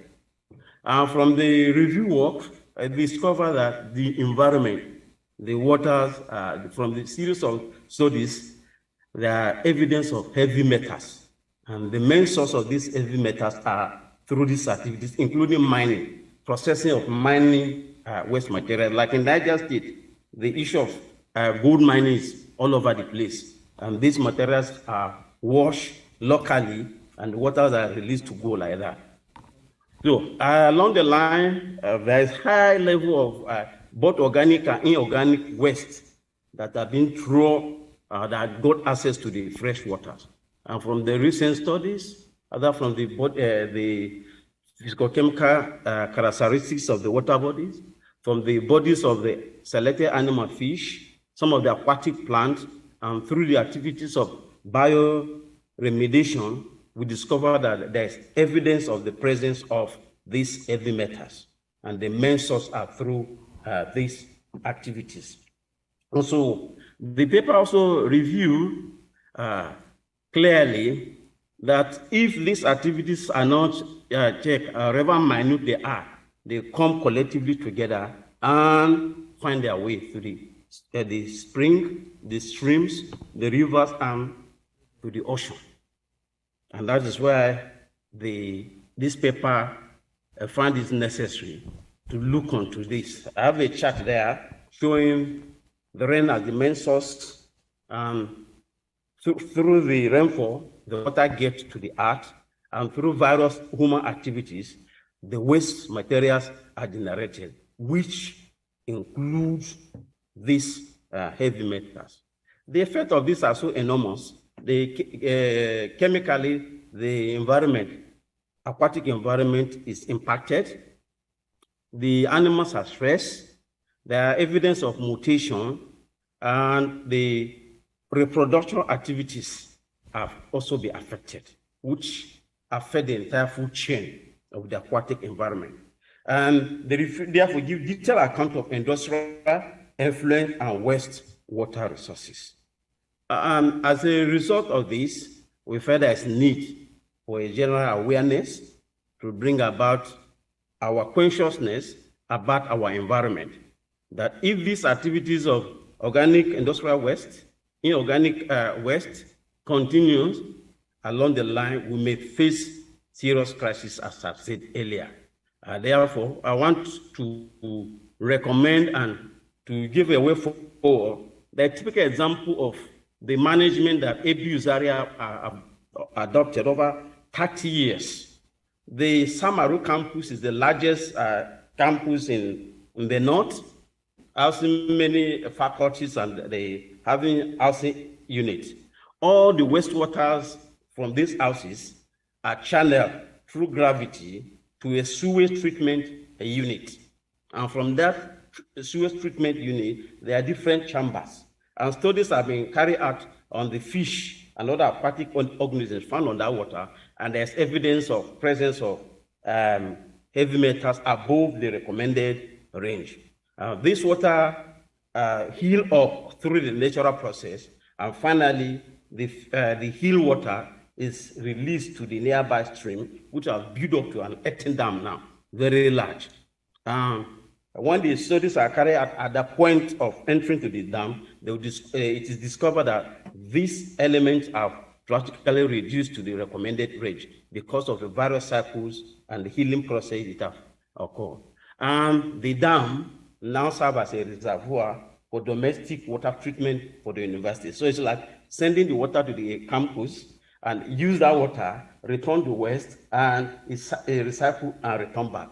Secondly, Abuja Municipal adopts similar method in Wupa sewage treatment, liquid treatment center, where all the waters within the Abuja Municipal, through gravity also, are channeled to this modern sewage treatment center.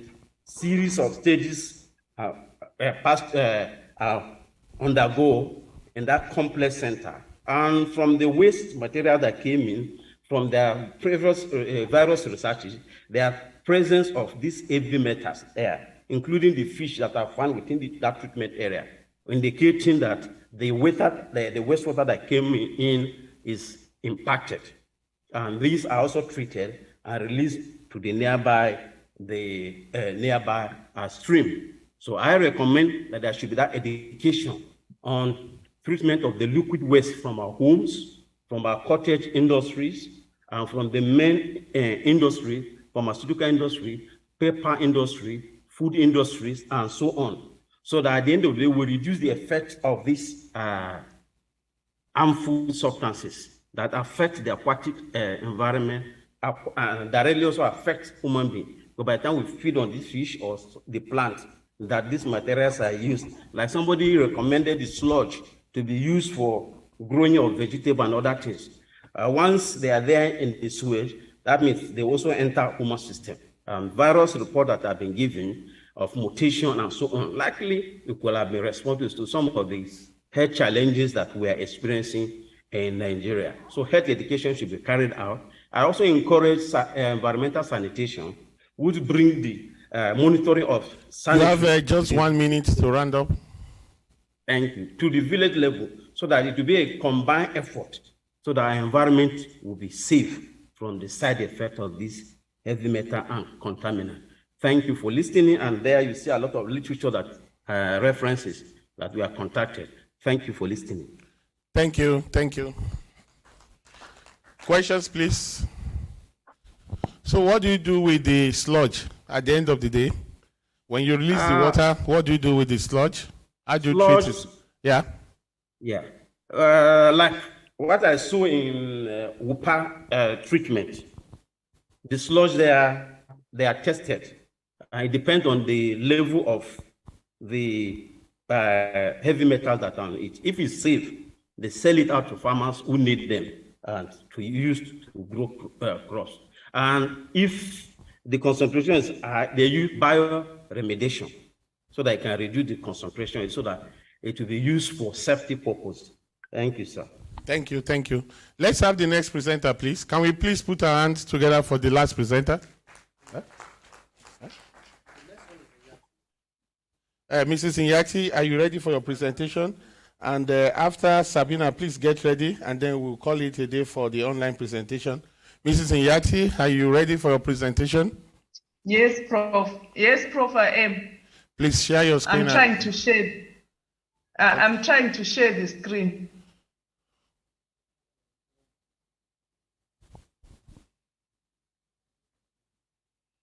Okay.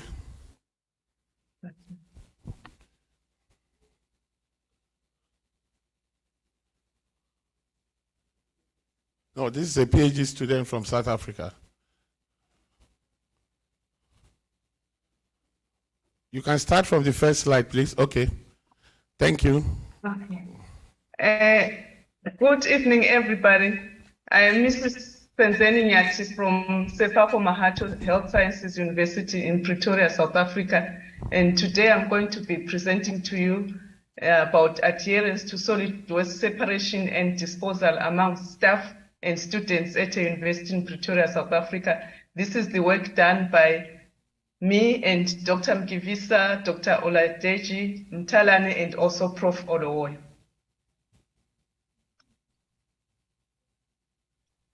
We're going to start with the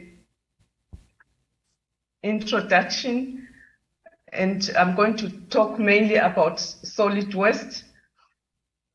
We all know clearly that solid waste has become a serious problem for most developing countries, mainly because of the increase in population and also in urbanization, which actually leads to rapid production of solid waste.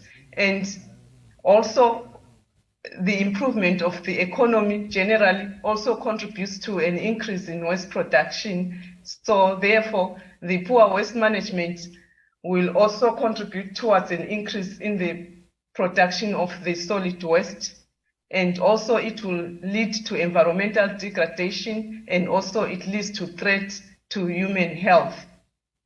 And also to notice that the poor waste management also have an adverse effects on our national development, because clearly once there's poor waste management, it means the government has to spend more money trying to solve whatever problem has been caused by that poor waste management, whether it is environmental or human health problems. Also, most of the university actually lack appropriate waste management facilities, and they also lack adequate knowledge on the adverse effects of improper solid waste management, and they also lack proper information about recycling, which results in the production of huge amounts of waste. And also, in addition, some universities with waste with waste departments also have a problem of collection, sorting, characterization, and recycling of solid waste, which actually results in the waste also not being adequately addressed. So therefore, our study investigated if students and staff adhered to solid waste separation and disposal following an introduction of color-coded waste bins to facilitate separation of solid waste for recycling. The aim and objectives of our study, our aim was of this study was to assess the adherence to waste separation and disposal of solid waste among staff and students at the university in the north of Pretoria, and our objectives were the following: to quantify the solid waste in the color-coded waste bins put around campus, to characterize the solid waste in each of the color-coded waste bins, assess the quantity of solid waste that can be recycled in the color-coded waste bins, and finally, to determine the perception of staff and students on solid waste disposal on campus, segregation, and recycling of solid waste. The method, the solid waste which was discarded into color-coded waste bins, which were placed at different strategic positions on campus, was collected twice over 2 months, and this was done in 2 phases so that the waste was actually characterized. It was collected in refuse bags. This waste which was collected was then weighed and then characterized into different types of solid waste. And the quantitative data was collected using a total number of 178 self-administered questionnaires to determine, 1, awareness of the presence of the color-coded bins, also to determine the attitudes towards waste management on campus, to also determine the adherence and perception of waste disposal, separation, and recycling after consent of the participant was sought. And the descriptive statistical analysis in the form of frequencies, tables, and graphs were used to represent data from the questionnaires. And the following are the results. From the total of 178, 39 respondents were male, while 61 were female, and 92 respondents were students. And the staff members were only 8. And the people who participated, their ages range from less than 21 years up to more than 55 years of age. The following table actually shows the results which we actually got through the study. If you look at the table there, you can actually see that if we look at all the bins which were meant for specific type of waste, we have a mixture of waste, which is clearly showing that there was no separation at all. If you look at these results were actually taken from 5 sites, A up to E. Site A, that was the sports complex. B was the residence of the students. C was the auditorium, and D was the library, while E was the cafeteria. So if we look at the glass bin or tin cans, paper bin or plastic, we can see clearly that there was a mixture of different types of waste. So clearly there was no separation at all. So if we take, for instance, site D for the glass bin, there was only 1% glass, yet that bin was meant for glass, but we have 81% of paper, which is in the majority, yet the glass bin this was a glass bin meant for glass. And if we move on to tin can bin, we find that also here there wasn't separation of waste at all. So if we take, for example, just site A there, you can see that Mrs. Hayati, you have 2 minutes more. Okay. So clearly there was no separation of waste, and that was the first phase. If we go to the second phase, we still see clearly that there was still no separation. There was mixture of waste in all the bins, and that diagram, the next one, actually shows the mixture of bins and the mixture of waste in the bins And this graph shows that most of the staff and students actually understood the negative impact of waste on health and environment as well, while the next one shows us that the places where the staff and members actually perceived where there was poor waste management, and as we can see, there mostly is the residents, and also where they thought that more color-coded bins were needed, which was also the residents, followed by the cafeteria. And then we have also the next type of waste recycled, mostly it was plastic boxes, followed by plastic, and they thought that food waste was not recyclable, which was very sad indeed, because it is recyclable. And these are the types of waste which are actually thrown away by the people at the university. And as we can see clearly, food waste is also one of those which is thrown away mostly, but clearly they seem to think that it's not recyclable. And the next one shows the awareness and the importance. The majority of the people knew the importance, and also they were aware of the bins in the campus. And the next diagram shows that the figure 6 shows that most of the people didn't admitted that they did not throw waste on the floor, even if there were no dustbin. Even the next one, the majority said they didn't throw waste on the floor, even if there were dustbins. Mrs. Yanti, so can you clearly please they were conclude? aware of. In conclusion, we concluded that students and staff members were quite aware of the existence of the color-coded bins for recycling purposes, and they were also aware of the importance of solid waste disposal. However, there was no adherence to separation and poor waste management. And we also concluded that glass, paper, and plastic were the most abundant solid waste found in the bins, and they were the recyclable ones. And we recommend that there should be education awareness to students and staff on the importance of waste segregation, the economic and environmental benefits of recycling, and also we recommend additional color-coded waste bins. Thank you. These are our references, and thank you. Thank you so much, Mrs. Nyati. Thank you for that presentation. Questions, please. Do we have questions online as well? Question for Mrs. Nyati. So, Mrs. Nyati, this work took place after the coded bin has been introduced, and it seems that the students are not using it properly the way they were supposed to use it. I think that was the conclusion from this study. Am I correct? Yeah, the students did not use these recycling bins properly, despite the fact that they were aware that they existed. Thank you so much.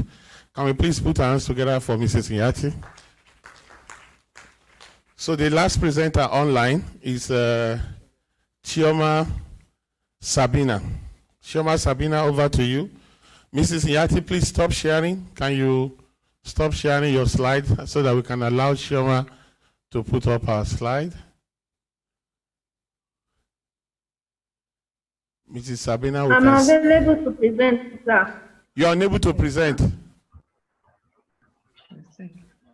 I'm available. I'm available to present. Please, while you are sitting down comfortably in your house, you can start your presentation because we see you relaxed, and that's good. Please go ahead.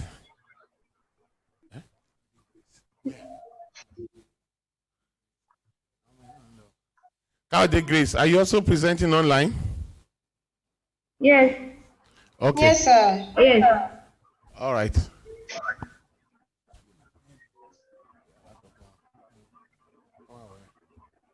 Chioma, are you ready? Yes, sir. Please, I'm here about to share my. Please, I'm about to share my document. Don't share your document, share your slide. My slides, sorry. Oh, okay.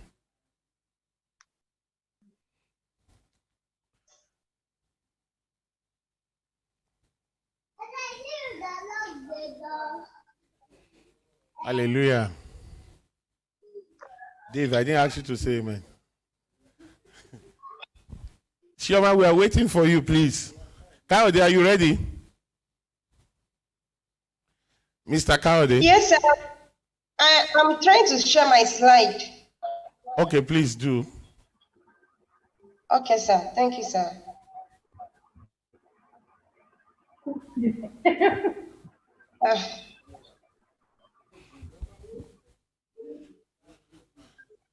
I know.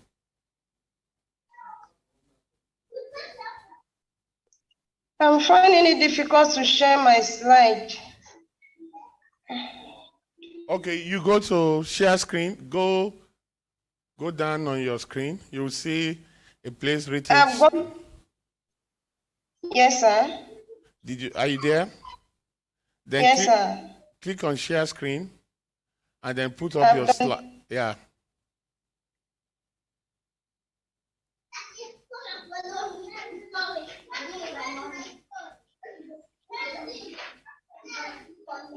I've done that, but it's not coming up.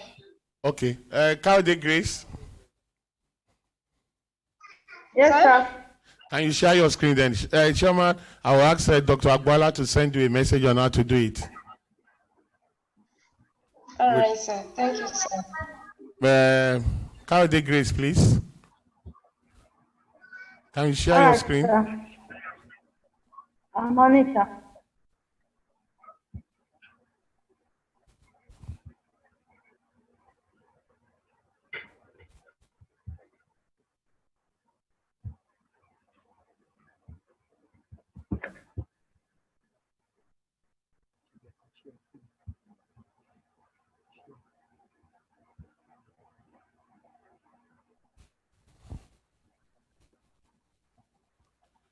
This is your desktop. All right, sir. You're already there. Just click on that particular presentation.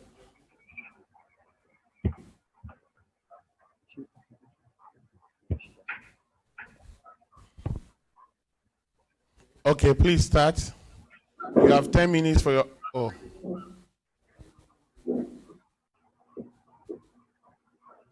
All right.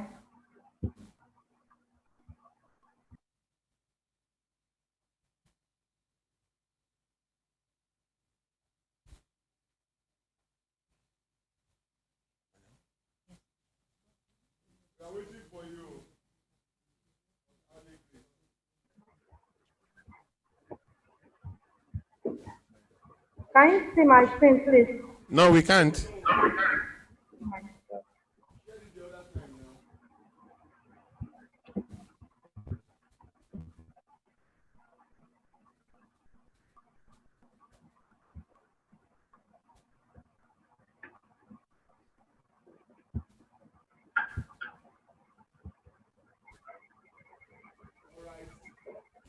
Yes, you can start now.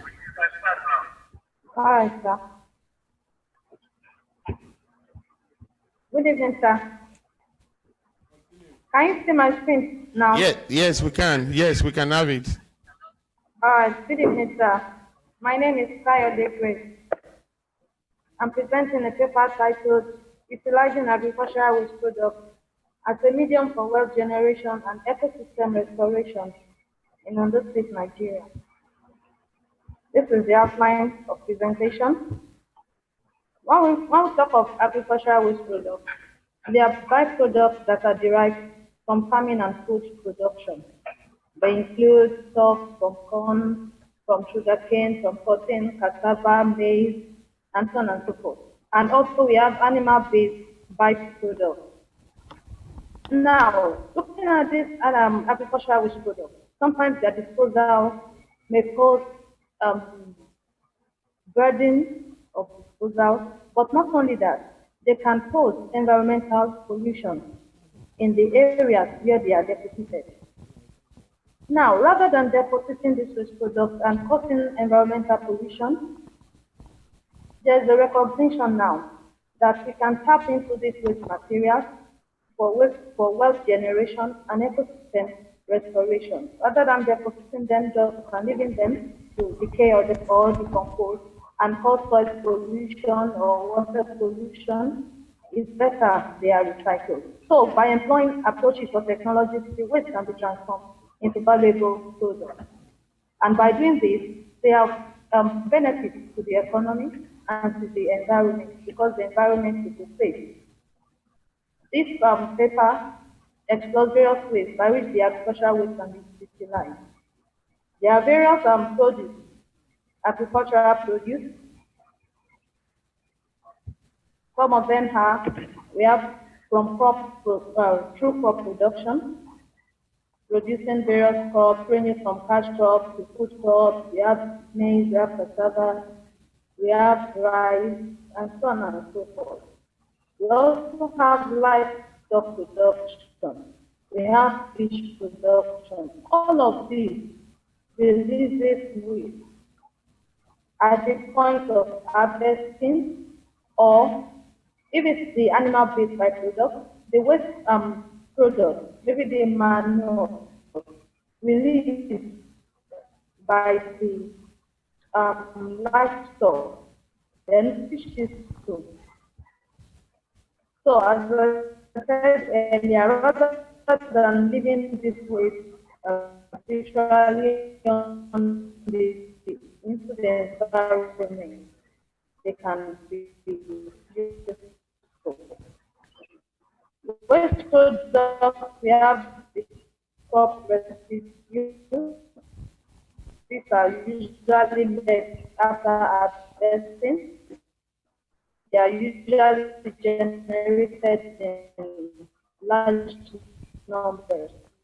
We have animal manure, byproducts from animal. We're having problem with your network. We can't hear you very well. Manures are organic and they contain high levels of nutrients. Not only that, we have some products that are usually processed, leaving waste into the environment. If we don't have funds in the study area, is cassava. What cassava is harvested and the root skills are left. In the course of production, we have the chaff, we have the waste to be liquid, to be gaseous, to be in the solid form. Not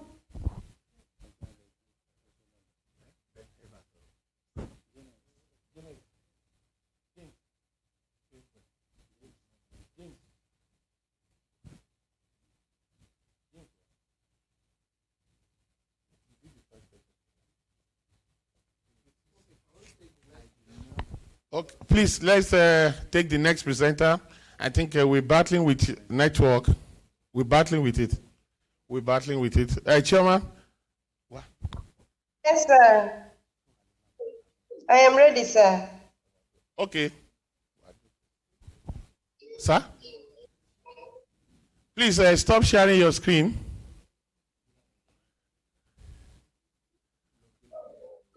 Hello?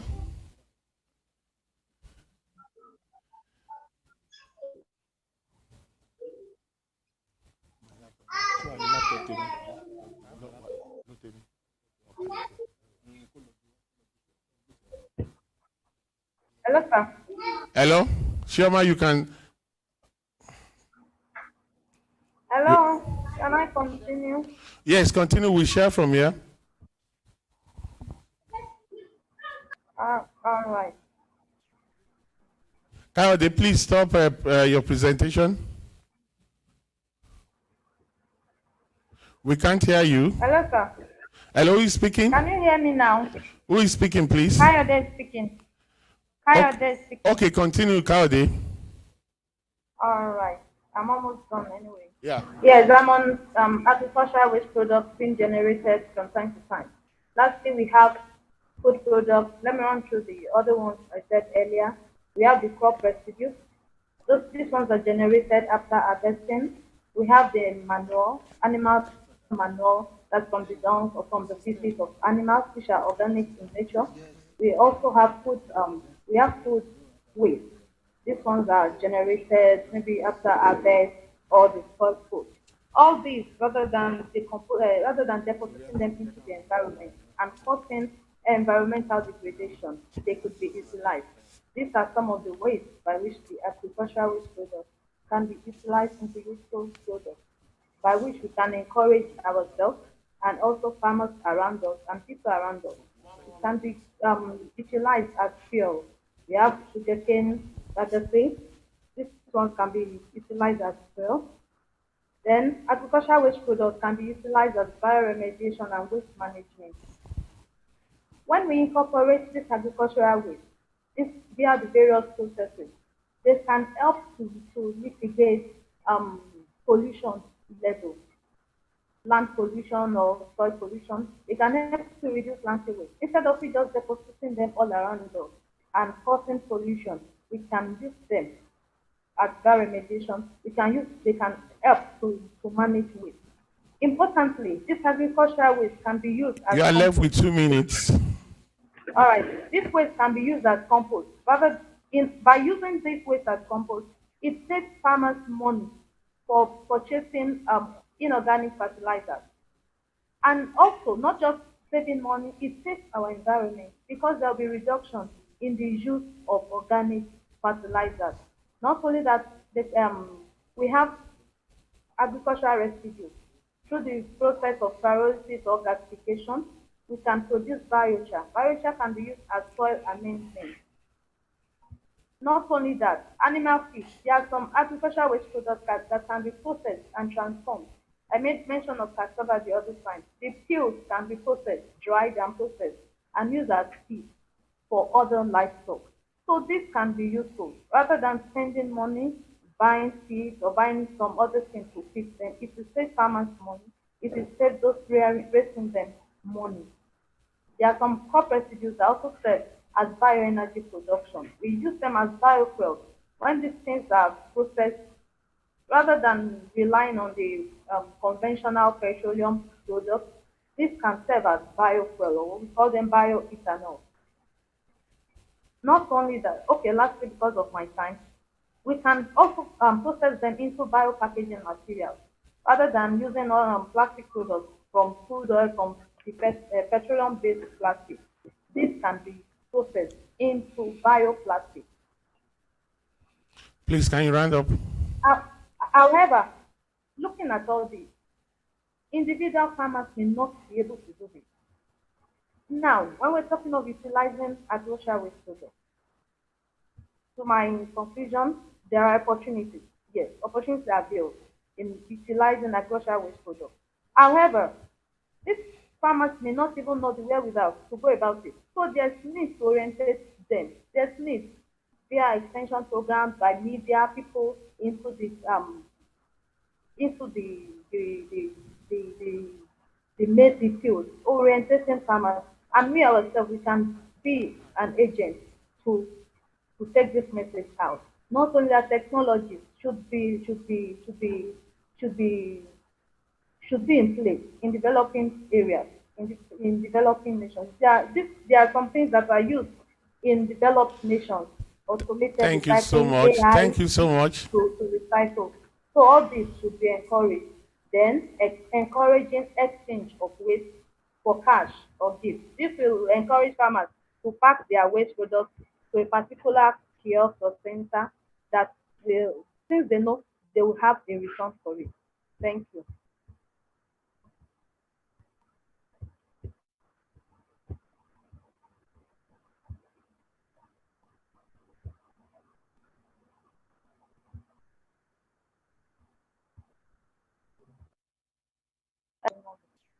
Hello.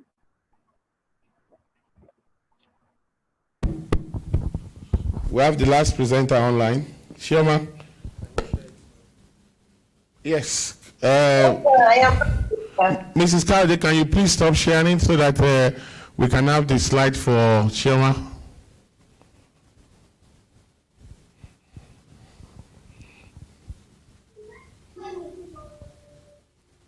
Good day, ladies and gentlemen, all talkers. Observed. My name is Sabina Toma. I'm here to present on the topic forest degradation and impacts on women in rural areas. Introduction. Forest degradation is one of the greatest threats to biodiversity and ecological restoration.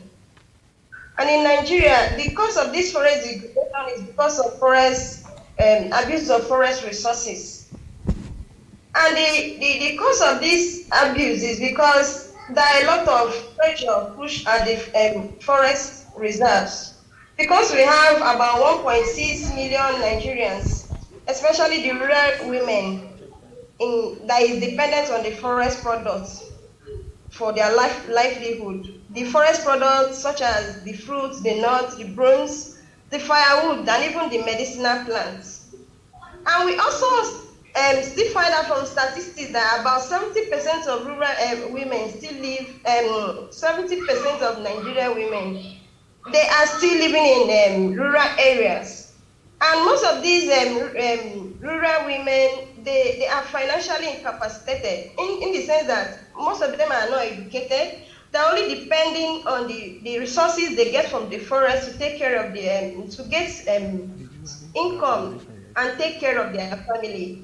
As a result, they put more pressure on the forest resources by exploiting it. One of the examples is cutting down of young trees.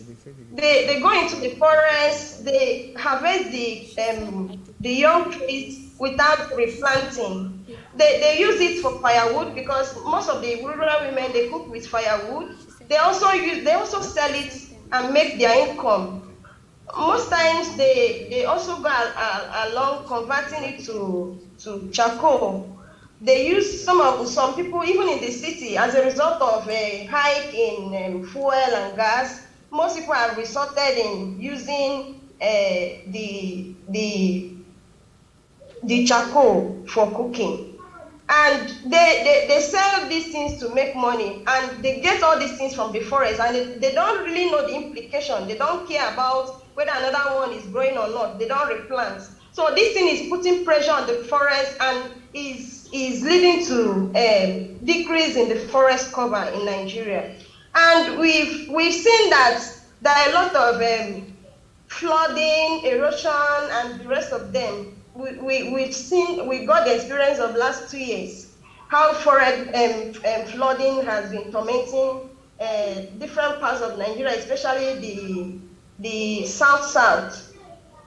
So forest degradation, it has been linked to flooding, erosion, global climate change, high mortality and morbidity, especially among rural women. The essence of this study is to understand how far our forests have been damaged and its significant impacts on women in rural areas. We can see from the pictures that they are cooking and frying with the firewood. See how they are using the wood to turn into charcoal, and they are selling them. See how they are selling it. The major objective of this study is to understand the extent of forest degradation in Nigeria and how it impacts the life of women in rural areas. The specific objectives include to estimate the extent and cost of forest degradation in Nigeria, to understand how forest degradation affects the life of rural women in Nigeria, and to establish policies that will minimize forest degradation in Nigeria. Methodology. We use both quantitative and qualitative published materials from reputable journals such as Science Direct, Scopus, Global Scholar, Certificates, and PubMed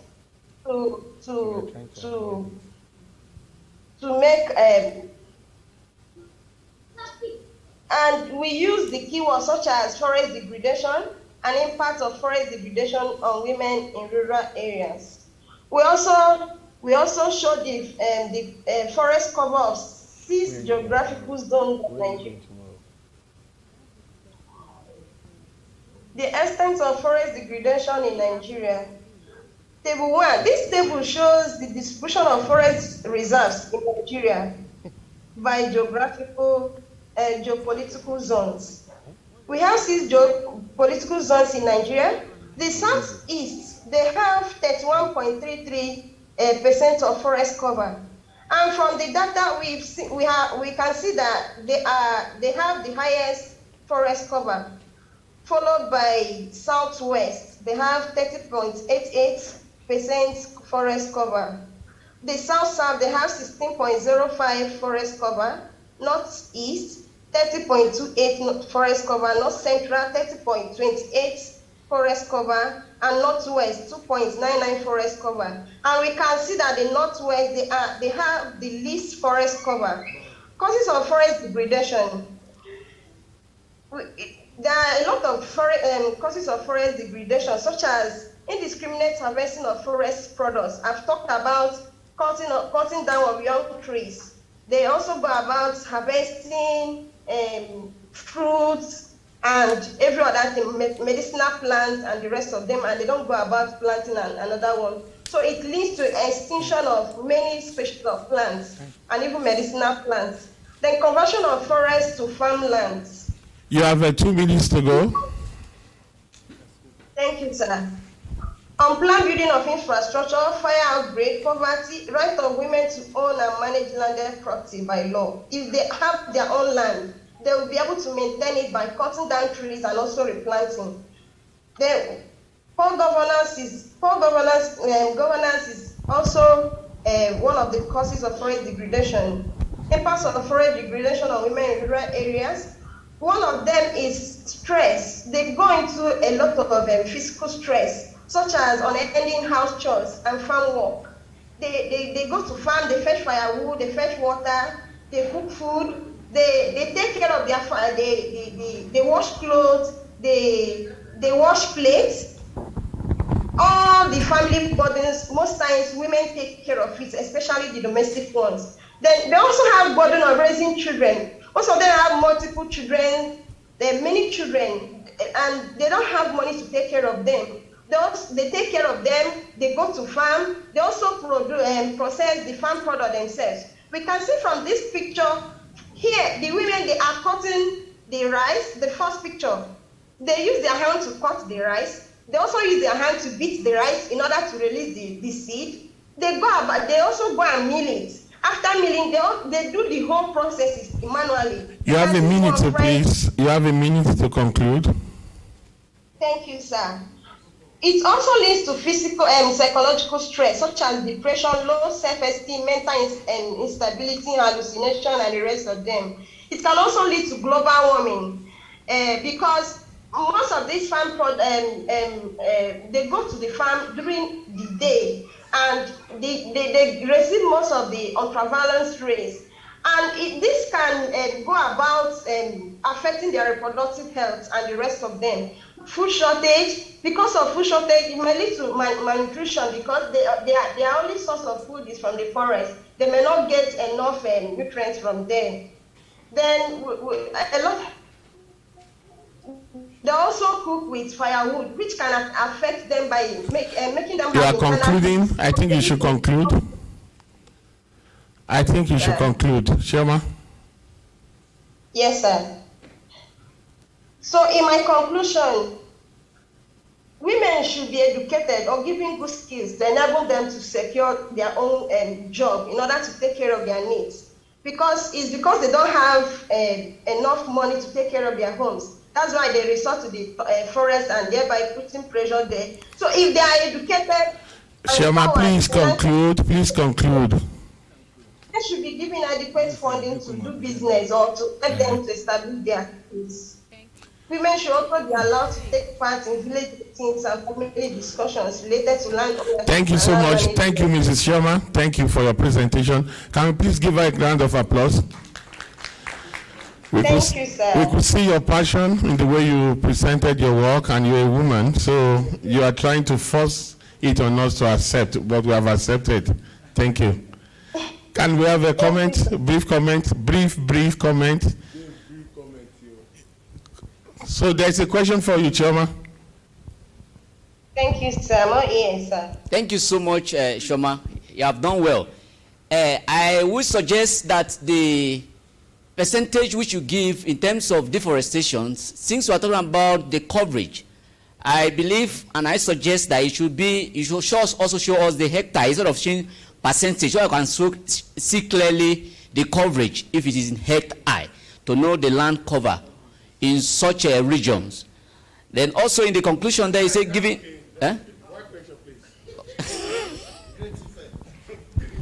Great. Shema, listen to the other comment. Okay, sir. Okay. Thank you so much for the presentation. But please, I would like us to say some part of our introduction. Okay, it is written here that the livelihood of about 1.6 billion Nigerians. So, especially the rural women, I was wondering that should be a mistake, and you should take note of that, because we have barely over 200 million Nigerians. So, saying the livelihood of about 1.6 billion Nigerians, I believe you want to state 1.6 million there. Then the second part is more than 70% of Nigerian women still live in the rural areas. I'm not doubting this reference, but I was wondering that if truly we do talk that one of the issue we have with one of the environmental challenges is urbanization, and I was wondering that we still have up to 70% of Nigerian women in rural area when most people are already populated in the cities and towns. All right. So it's just a lesson when you choose your supervisor, be careful of people like Mrs. Awe. They will read everything. So Chioma, respond, please. All right. If there are mistakes, just say mistake, you will check. Sir? If there are mistakes, just say mistakes, you will check and correct. Yeah, it is 1.6 billion. All right. I'm reacting to the 70% of Nigerian women living in rural areas. Okay, please go ahead. We are aware that there are urbanization. But the issue is that as the urbanization is going on, we find out that these women, they don't have anything doing per se in order to earn living. So they can't manage to live in the city. As urbanization is coming close to their place, they go back to the villages in order to live, because they know they cannot take care of their family in the city. So, and again, the pressure of inflation and everything, house rents and other things, they know they cannot take care of their home in the city. So you find out that they move back to villages. Most of them, they sell their land that is in the city and move back to the villages. Okay, thank you, Chioma. Chioma, they cannot survive the city. Thank you, Chioma. I think if you say more than 70% of Nigerians still work in the rural areas, because you said they live and they work there, then maybe this controversy can be dealt with. But thank you for your comment. Can you please put a round of applause for her? Thank you. Ladies and gentlemen, we have gradually come to the end of the presentation for today. Once more, thank you so much for coming. Can you please give yourself a round of applause for staying to the end of this program? You will quite agree with me, it was an interesting presentation, and we must have learned one or two things. Thank you so much. We're going to start at the normal time tomorrow.